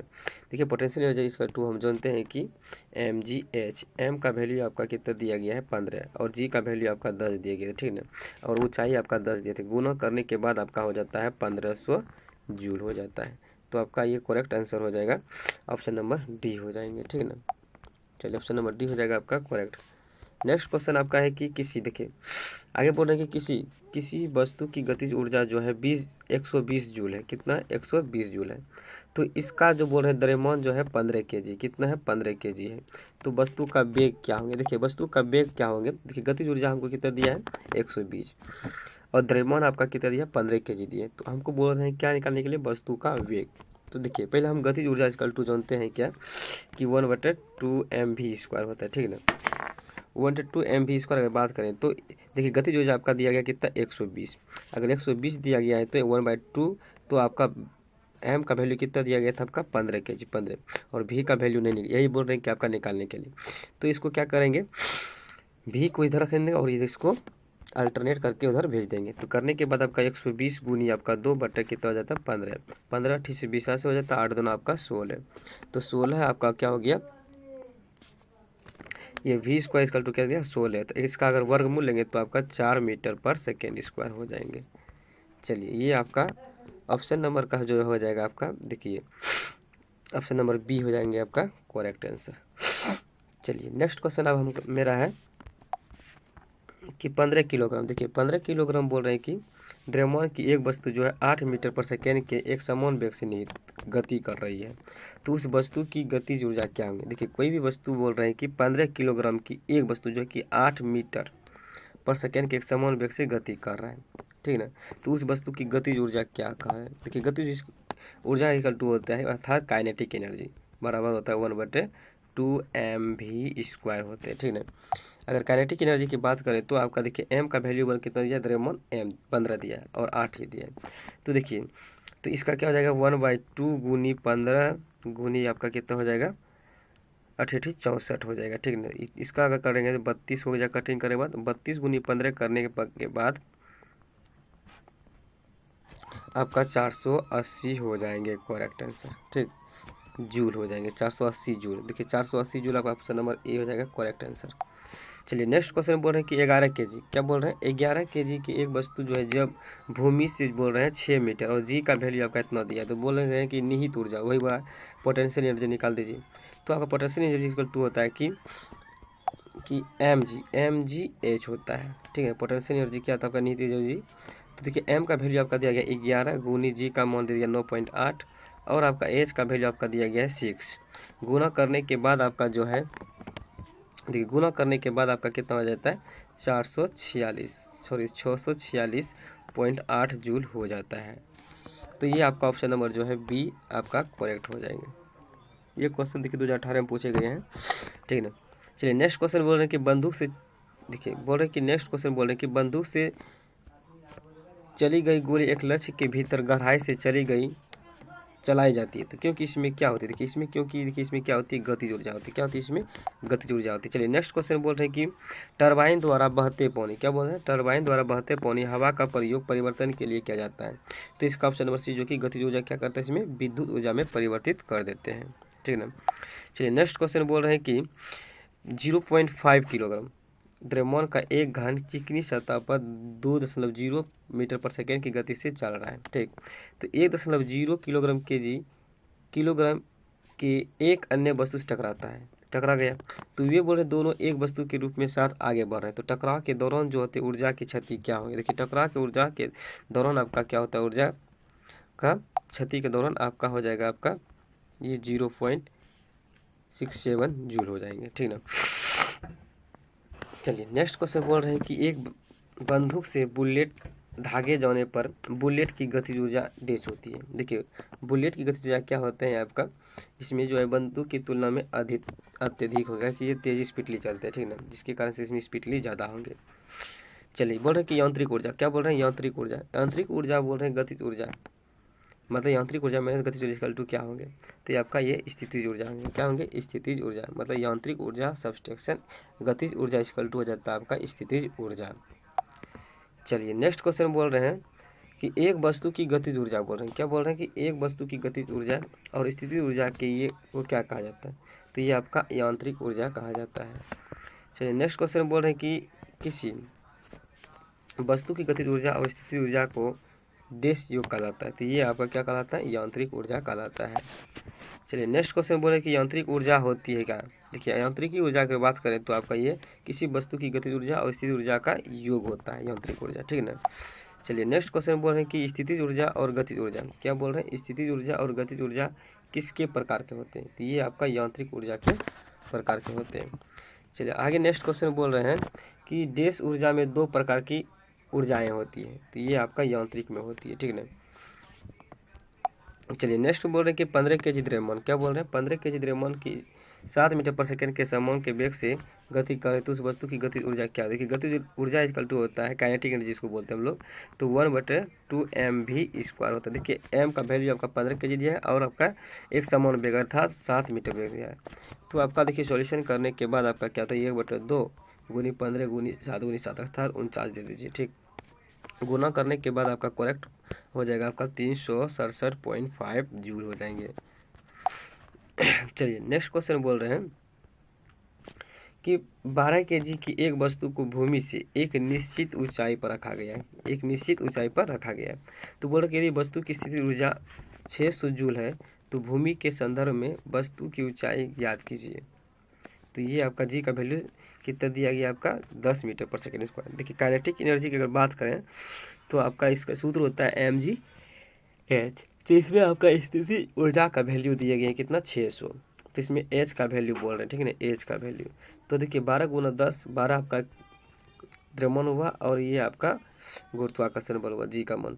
इसको दोनों गणना करने पर आपका 120, 120 को इधर भेजने के बाद क्या होता है 600 डिवाइडेड बाय 120 कर गया 12 5 60। ये आपका 5 मीटर हो जाएंगे, 5 मीटर हो जाएंगे आपका ऑप्शन नंबर डी करेक्ट। चलिए नेक्स्ट क्वेश्चन बोल रहे हैं निम्नलिखित में से कौन सी ऊर्जा गतिज ऊर्जा है। देखिए ये आपका जो है ए बी सी अर्थात तीनों ये आपका क्या है गतिज ऊर्जा है।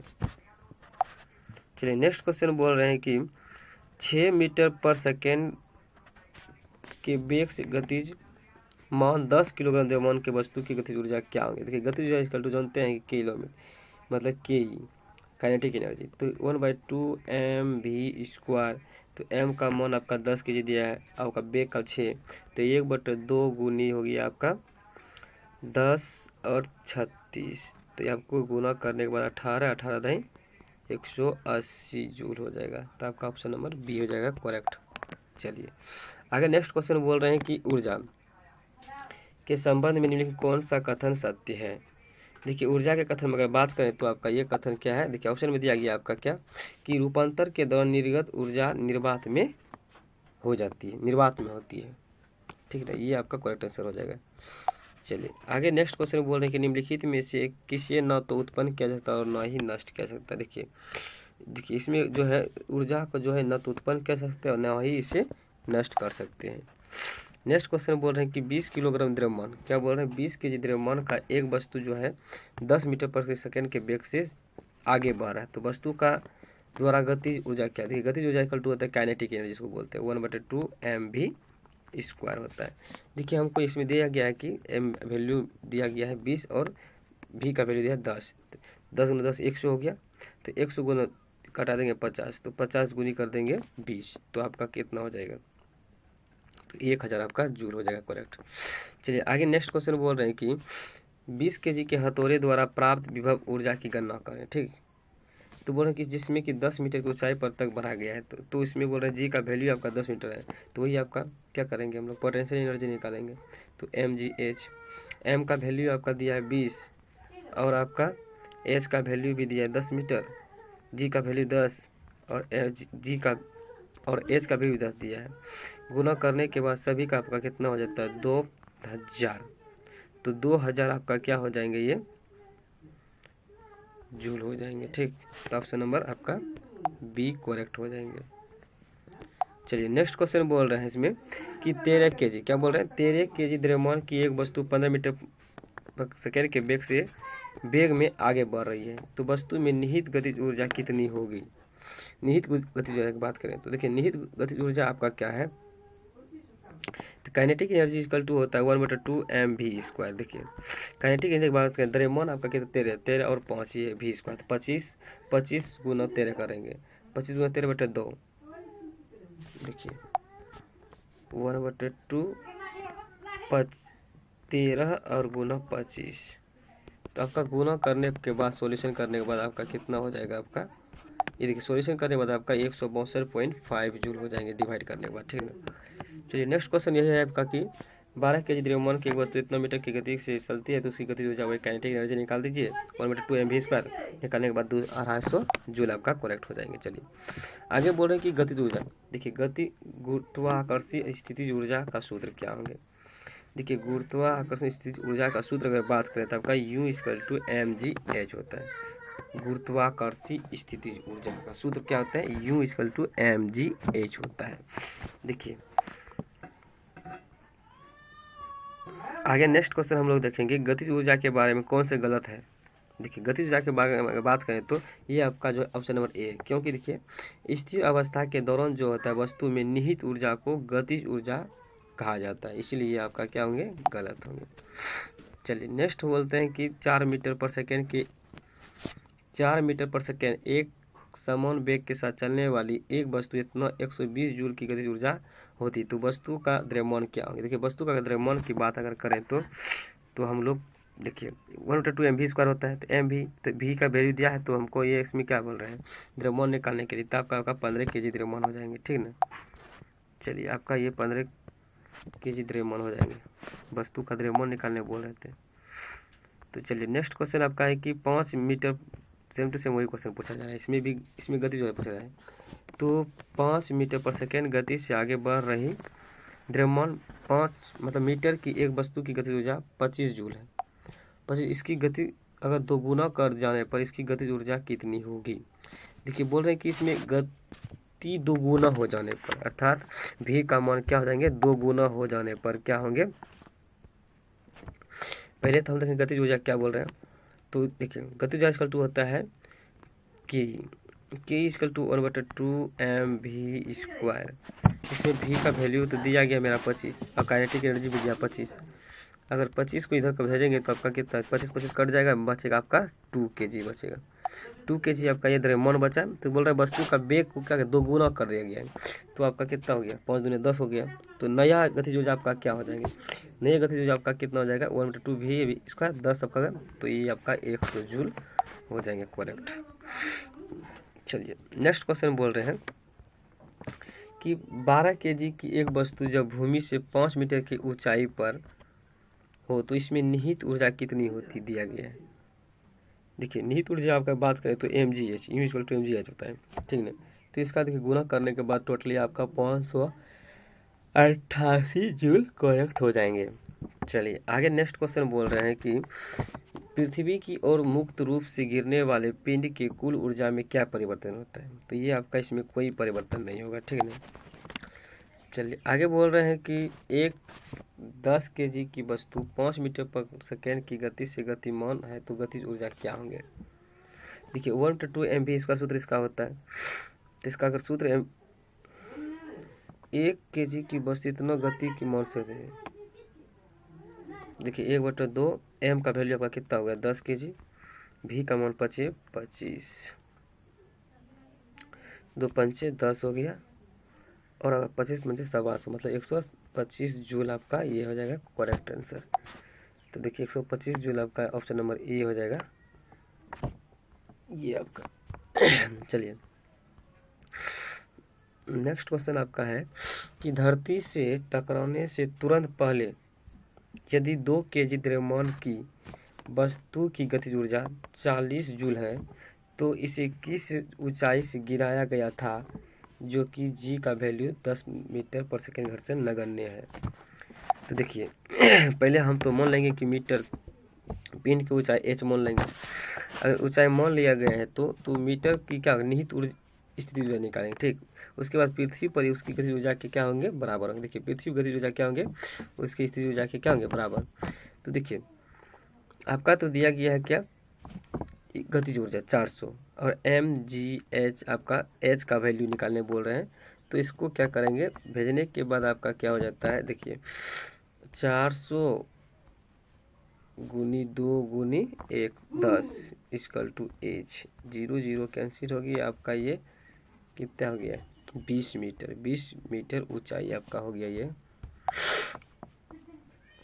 क्वेश्चन का जवाब। चलिए नेक्स्ट क्वेश्चन है कि निम्नलिखित में से किस में जो है स्थिति ऊर्जा होती है। देखिए आपका बांध का जो पानी होता है इसमें क्या होती है, स्थितिज ऊर्जा होती है। देखिए क्योंकि देखिए जब किसी वस्तु में किसी विशेष दिशा या स्थिति के कारण कार्य करने की क्षमता होती है तो उसी को हम लोग क्या कहते हैं, स्थितिज ऊर्जा कहते हैं। जैसे कि बांध में एकत्र पानी में संचित ऊर्जा या घड़ी की चाबी में संचित ऊर्जा को, इस प्रकार की ऊर्जा को हम लोग क्या बोलेंगे, स्थितिज ऊर्जा बोलेंगे, ठीक है ना। चलिए नेक्स्ट क्वेश्चन बोल रहे हैं कि निम्नलिखित में से कौन सी वस्तुओं में स्थितिज ऊर्जा होगी। तो ये आपका उठाया हुआ हथौड़ा जो है इसमें क्या होंगे, स्थितिज ऊर्जा होंगे, क्योंकि उठाए हुए हथौड़े में जो है स्थितिज ऊर्जा होगी, जबकि अन्य सभी गतिज ऊर्जा के उदाहरण होंगे, ठीक ना। चलिए आगे नेक्स्ट क्वेश्चन बोल रहे हैं कि एक 10 kg भार की बाइसिकल जो है 20 मीटर पर सेकेंड की गति से चलती है, तो बाइसिकल की गतिज ऊर्जा क्या होंगे। देखिए बाइसिकल की गतिज ऊर्जा की बात करें तो काइनेटिक एनर्जी की, तो ये आपका 1/2 mv²। देखिए v का तो वैल्यू आपका 20 दिया गया और 10 भार दिया है, तो आपका क्या करेंगे 1/2 गुनी 10 और 20 गुना 20, तो आपका 400 हो गया। 400 गुनी को करने के बाद आपका कितना हो गया 5, 4×5 = 20, तो 20,000 सॉरी 2,000 आपका जूल हो जाएंगे ये। तो ऑप्शन नंबर डी हो जाएगा आपका करेक्ट। चलिए नेक्स्ट क्वेश्चन बोल रहे हैं कि 14 kg द्रव्यमान की एक वस्तु इतना मीटर के समान वेग से आगे बढ़ रही है, तो वस्तु में निहित गतिज ऊर्जा ज्ञात कीजिए बोल रहे हैं। निहित गतिज ऊर्जा की बात करें सेम टू सेम वही क्या करेंगे हम लोग 1/2 mv² कर देंगे। और इसमें द्रव्यमान आपका कितना दिया है, देखिए 1/2 गुना आपका 14 हो गया और v का वैल्यू आपका 25 हो जाएगा, 25 गुना करने के बाद आपका 7 25 सत्य आपका हो जाएगा 175 जूल। ठीक, तो इसमें आपका ऑप्शन नंबर डी हो जाएगा करेक्ट आंसर।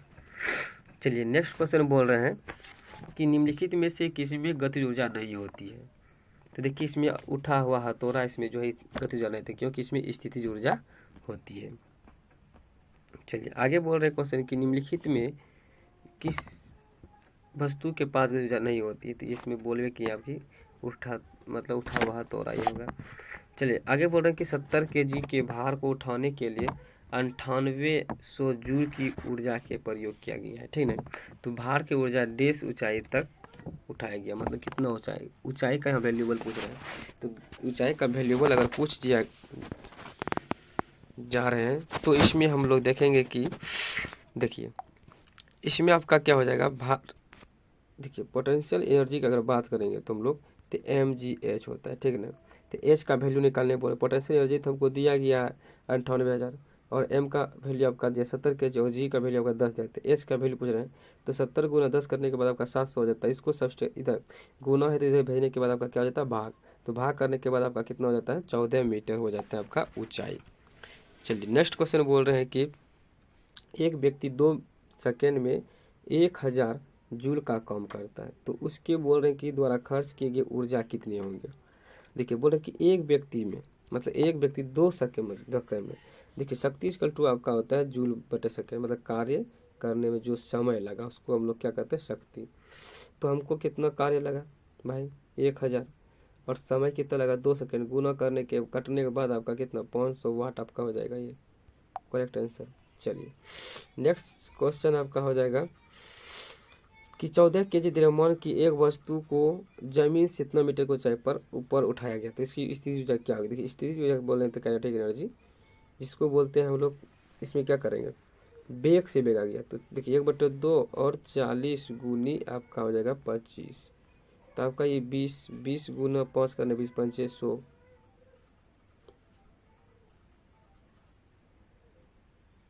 20 गुना 25 करने पर आपका कितना हो जाएंगे। देखिए 20 गुनी 25 करने पर तो 5 दूना कितना 25 दूना 50 आपका हो जाता है। रुकिए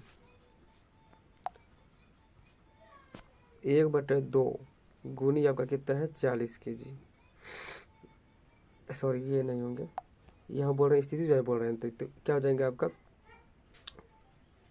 तो kinetic energy potential energy equal to हो जाएगा mgh, ठीक है। mgh का एम का वैल्यू आपका दिया गया कितना 40, जी का वैल्यू आपका कितना गया 10, एच का भी वैल्यू आपका कितना दिया गया 5, सबको गुना करने पर आपका देखिए 10 × 50 50 में 4 5 चौक 20, 2000 आपका जूल हो जाएंगे। ऑप्शन नंबर बी करेक्ट हो जाएगा। चलिए नेक्स्ट क्वेश्चन बोल रहे हैं कि किसी वस्तु की मुक्त रूप से गिरावट के दौरान क्या होती है, तो इसमें क्या होती है गतिज ऊर्जा में वृद्धि हो जाती है। चलिए नेक्स्ट क्वेश्चन बोल रहे हैं कि किसी निश्चित ऊंचाई पर क्या बोल रहे हैं किसी निश्चित ऊंचाई पर गतिमान किसी वस्तु के वेग को 4 गुना बढ़ा दिया जाए तो उस वस्तु की स्थिति ऊर्जा में क्या परिवर्तन होंगे। देखिए उस वस्तु में जो है ना स्थिति ऊर्जा नियत रहेगी, ठीक है ना, क्या रहेंगे नियत रहेंगे। चलिए नेक्स्ट क्वेश्चन बोल रहे हैं इसमें कि साइकिल चलाते समय बोल रहे हैं कि ऊर्जा किस प्रकार का रूपांतरित होती है। जब साइकिल हम चलाते हैं तो इसमें देखिए रासायनिक ऊर्जा पेशीय ऊर्जा में क्या करती है और फिर वह गतिज ऊर्जा में रूपांतरित कर देती है। पहले पेशीय ऊर्जा में करती है फिर उसके बाद क्या करते हैं गतिज ऊर्जा में रूपांतरित कर देते हैं। चलिए संपीड़ित बोल रहे कि एक संपीड़ित स्प्रिंग में सामान्य स्प्रिंग की तुलना में डेस ऊर्जा होती है, क्या होती है आपका अधिक होती है। चलिए बोल रहे कि किसी वस्तु को एक निश्चित ऊंचाई से भूमि पर गिराया जाता है तो जब भूमि को छूती है तो इसमें क्या होगी, तो इसमें क्या होगी आपका गतिज ऊर्जा होंगे।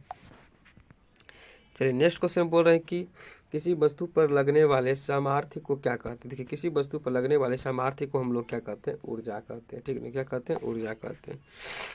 चलिए आगे क्वेश्चन वही रहा आपका, ये क्वेश्चन एम का भेज दिया गया है, एच का भेज दिया गया, जी का भी भेज दिया था। एम जी एच का सूत्र बैठाने के बाद आपका सोल्यूशन करने के बाद आपका 3000 जूल आ जाता है।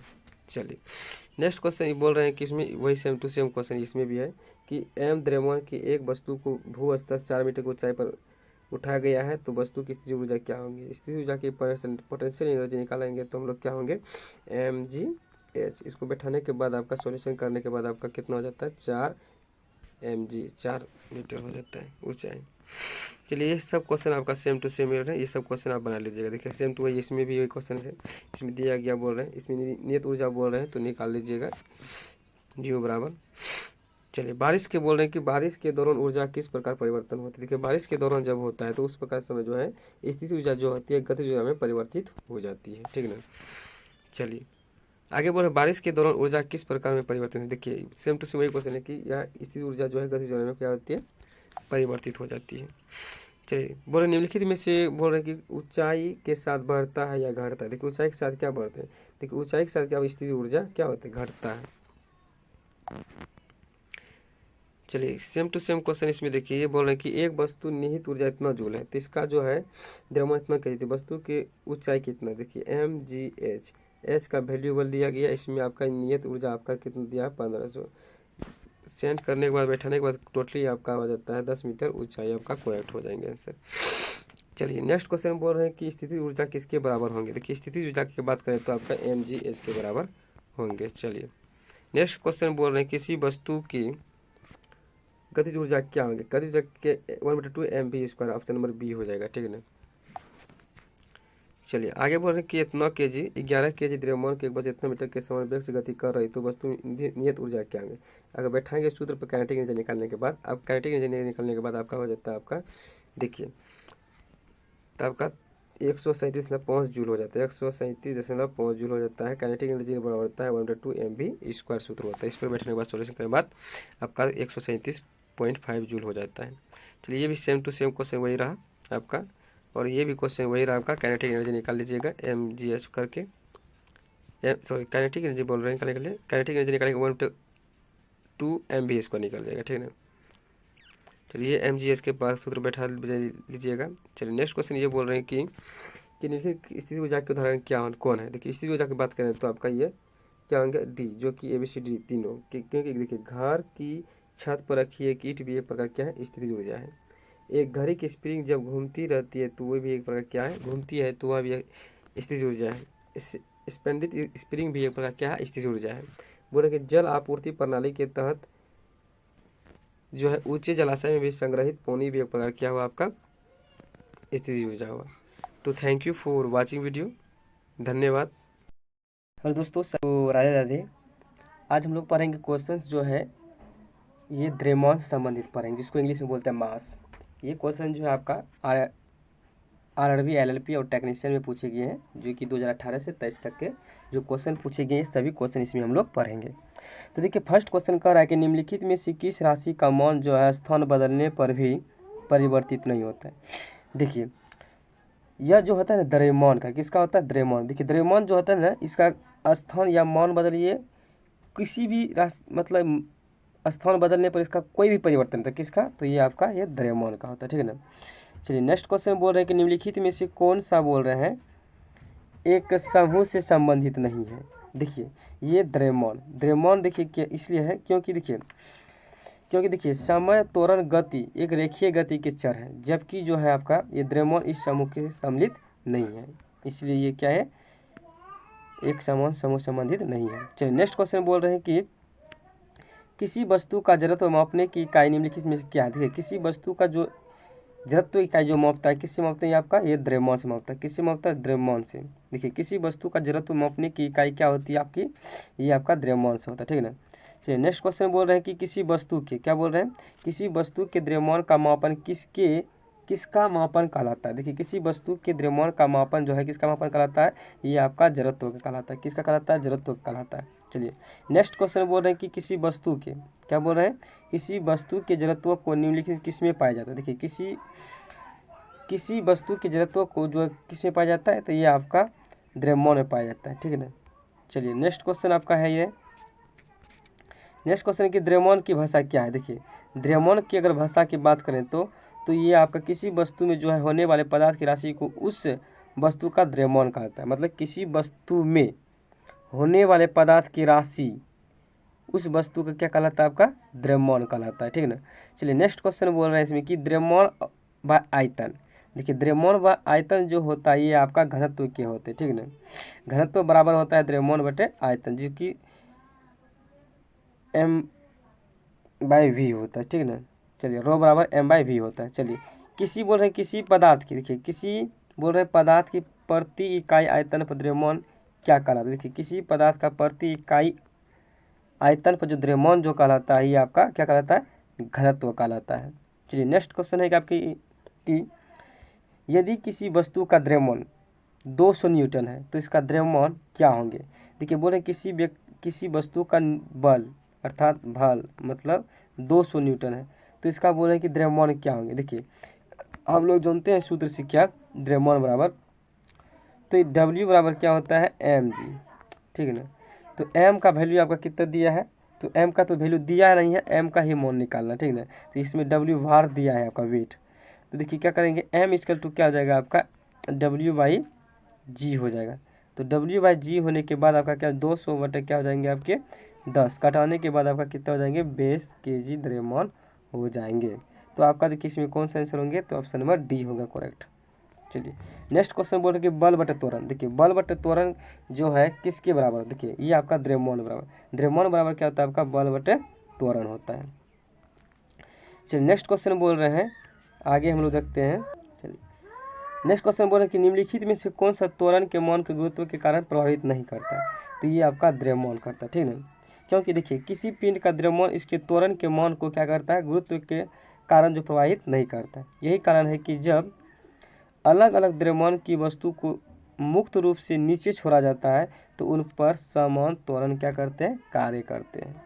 चलिए नेक्स्ट क्वेश्चन बोल रहे हैं कि 450 न्यूटन वाली लकड़ी का द्रव्यमान क्या होंगे? तो देखिए हम जानते हैं कि W बराबर क्या होता है? m/g। तो हमको बोल रहे हैं द्रव्यमान निकालने के लिए वेट, तो वेट का वैल्यू देखिए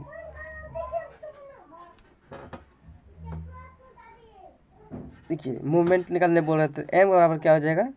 W/g। W का वैल्यू दिया गया आपका 450 और गुनी g का वैल्यू कितना दिया आपका? g का वैल्यू आप मान लीजिए 9.8, 9.8 मांगने के बाद आपको डिवाइड करिएगा तो आपका हो जाएगा ये 45.9 kg आपका हो जाएगा करेक्ट। चलिए ये ऑप्शन नंबर आपका हो जाएगा डी।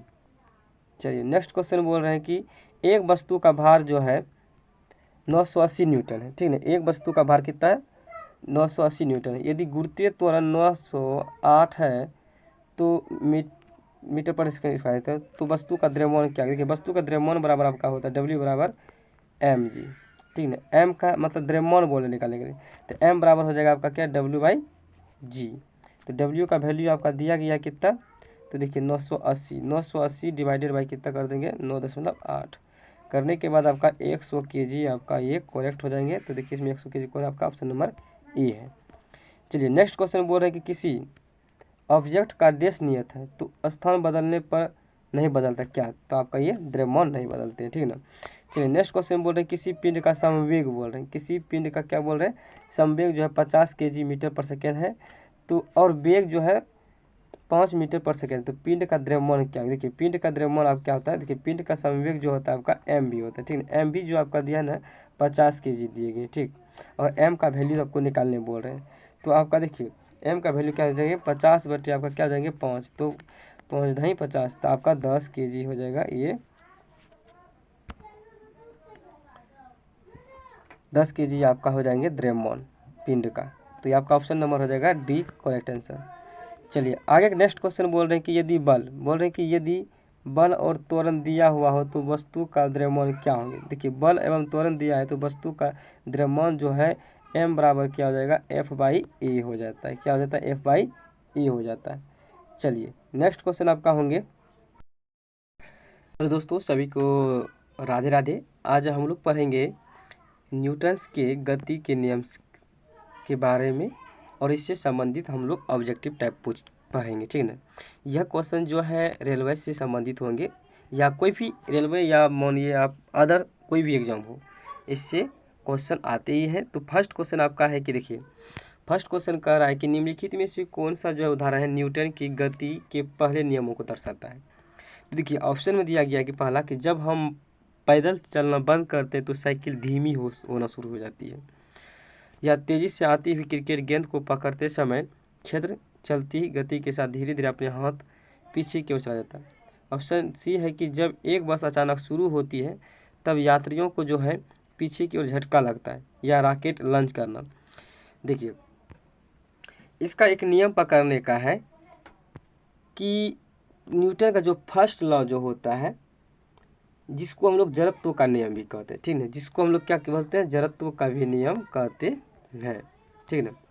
देखिए यह जो फर्स्ट लॉ जो होता है किसी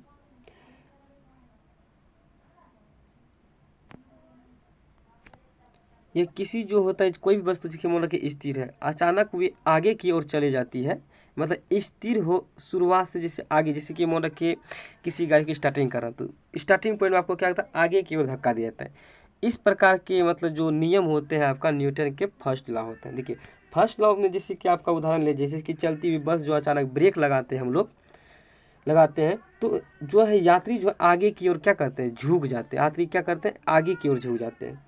तो यह आपका एक प्रकार क्या हुआ, न्यूटन का फर्स्ट लॉ हुआ, ठीक है ना। जैसे कि रुकी हुई गाड़ी, जैसे मान कि आपका रुकी हुई गाड़ी है, ठीक, तो रुकी हुई गाड़ी है तो अचानक चलने पर जो होता है यात्री का पीछे की ओर झुक जाते हैं, ठीक है ना, पीछे की ओर झुक जाते हैं। तो ये भी आपका क्या हुआ, न्यूटन का फर्स्ट लॉ होता है। जैसे कि कांच, जैसे कि मान कि आपका कांच, जैसे कि मान कि कांच आपका है, कांच में जैसे पत्थर मारेंगे तो फूट जाना और गोली मारने से क्या छेद हो जाना। तो इस प्रकार के हम लोग के उदाहरण को क्या कहेंगे, हम लोग न्यूटन का फर्स्ट लॉ कहेंगे, ठीक है ना। चलिए नेक्स्ट क्वेश्चन आपका है, देखिए बोले कि यदि हम पेड़ की शाखा को तेजी से हिलाएं, क्या बोल रहे हैं, यदि हम किसी शाखा को तेजी से हिलाएं तो पत्तियां क्या हो जाती, अलग हो जाती। तो इसका कारण क्या है आपका, देखिए इसका कारण आपका है जड़त्व का नियम, जिसको हम लोग ना मतलब न्यूटन का फर्स्ट लॉ होता है। देखिए जब कोई वस्तु स्थिर होता है उससे जब कोई चीज़ स्टार्टिंग होकर आगे की ओर बढ़ जाता है तो इस प्रकार के नियम को हम लोग क्या बोलते हैं, जड़त्व का नियम या न्यूटन का फर्स्ट लॉ कहते हैं। तो ये आपका हो जाएगा option number C correct answer, ठीक है ना। चलिए आगे बोलेंगे गति का तीसरा नियम। देखिए क्या बोल रहे हैं, गति का तीसरा नियम डैश और वेग के बीच प्रदान करता है। देखिए यह आपका क्या करता है, बल का प्रदान करता है, ठीक है ना, क्या करता है, बल का नियम करता है। क्योंकि देखिए न्यूटन का जो तीसरा नियम जो करता है या क्रिया के प्रतिक्रिया बल कार्य करता है, ठीक है ना, क्रिया के क्या था, प्रतिक्रिया बल करता है। जैसे कि मान रखिए कोई व्यक्ति जो है, मान रखिए कोई व्यक्ति है, ठीक, कोई व्यक्ति है तो कोई व्यक्ति जब है जैसे कि कुएं से पानी खींच रहा है, ठीक है ना, कुएं से जब पानी खींच रहा है,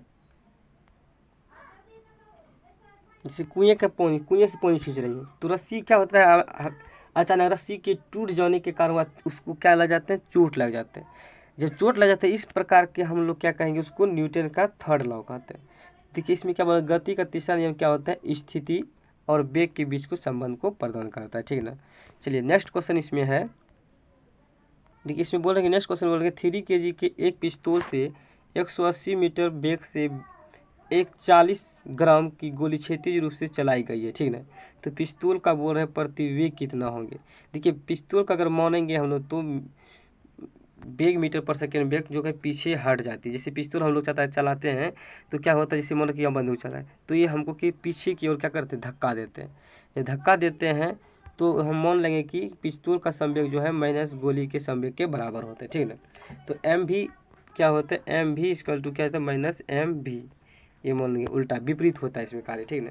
तो इसको बैठाने के बाद आपका क्या हो जाता है, देखिए मान आपका कितना है 3000 और भी वेग नहीं दिया, वेग एक तो निकालने बोल रहे हैं तो देखिए -40 और 180 को मल्टीप्लिकेशन करने के बाद और 3000 को डिवाइड करने के बाद आपका कितना जाता हो जाता है -2.4 मीटर पर सेकेंड की वेग से ये आपका गोली पीछे की लौटती है। चलिए आगे बोल रहे हैं कि किसी वस्तु के, देखिए क्या बोल रहे हैं आगे, किसी वस्तु की, क्या बोल रहे हैं, किसी वस्तु के संवेग परिवर्तन की दर बल की दिशा में आरोपित असंतुलित बल के समानुपाती होती। तो इस नियम को हम लोग क्या कहेंगे, देखिए इस नियम को हम लोग क्या बोलेंगे, न्यूटन का गति का दूसरा नियम बोलेंगे। न्यूटन की गति का क्या बोलेंगे, दूसरा नियम। देखिए दूसरा नियम क्या होता है न्यूटन का, यह देखिए, जैसे कि मान लो कोई व्यक्ति, मान रखिए कोई व्यक्ति है, ठीक है ना, कोई व्यक्ति जो है गेंद की तुलना में क्रिकेट की गेंद की चोट अधिक लग जाती है जब खेलते हैं, या मान रखिए जैसे ऊंची कोई या लंबी कूद में ज़मीन खोद कर हल्का कर देता है ताकि उसको चोट कम लगे, तो इस पर टाइप का आपका क्या हो जाता है, न्यूटन का दूसरा नियम होता है, ठीक है ना। क्योंकि दूसरा नियम बताता है कि किसी वस्तु पर आरोपित बल उस वस्तु में उत्पन्न संवेग में परिवर्तन के दर को हम लोग क्या कहेंगे, न्यूटन का सेकेंड लॉ बोलेंगे। क्या कहेंगे, न्यूटन का सेकेंड लॉ बोलेंगे, ठीक है ना।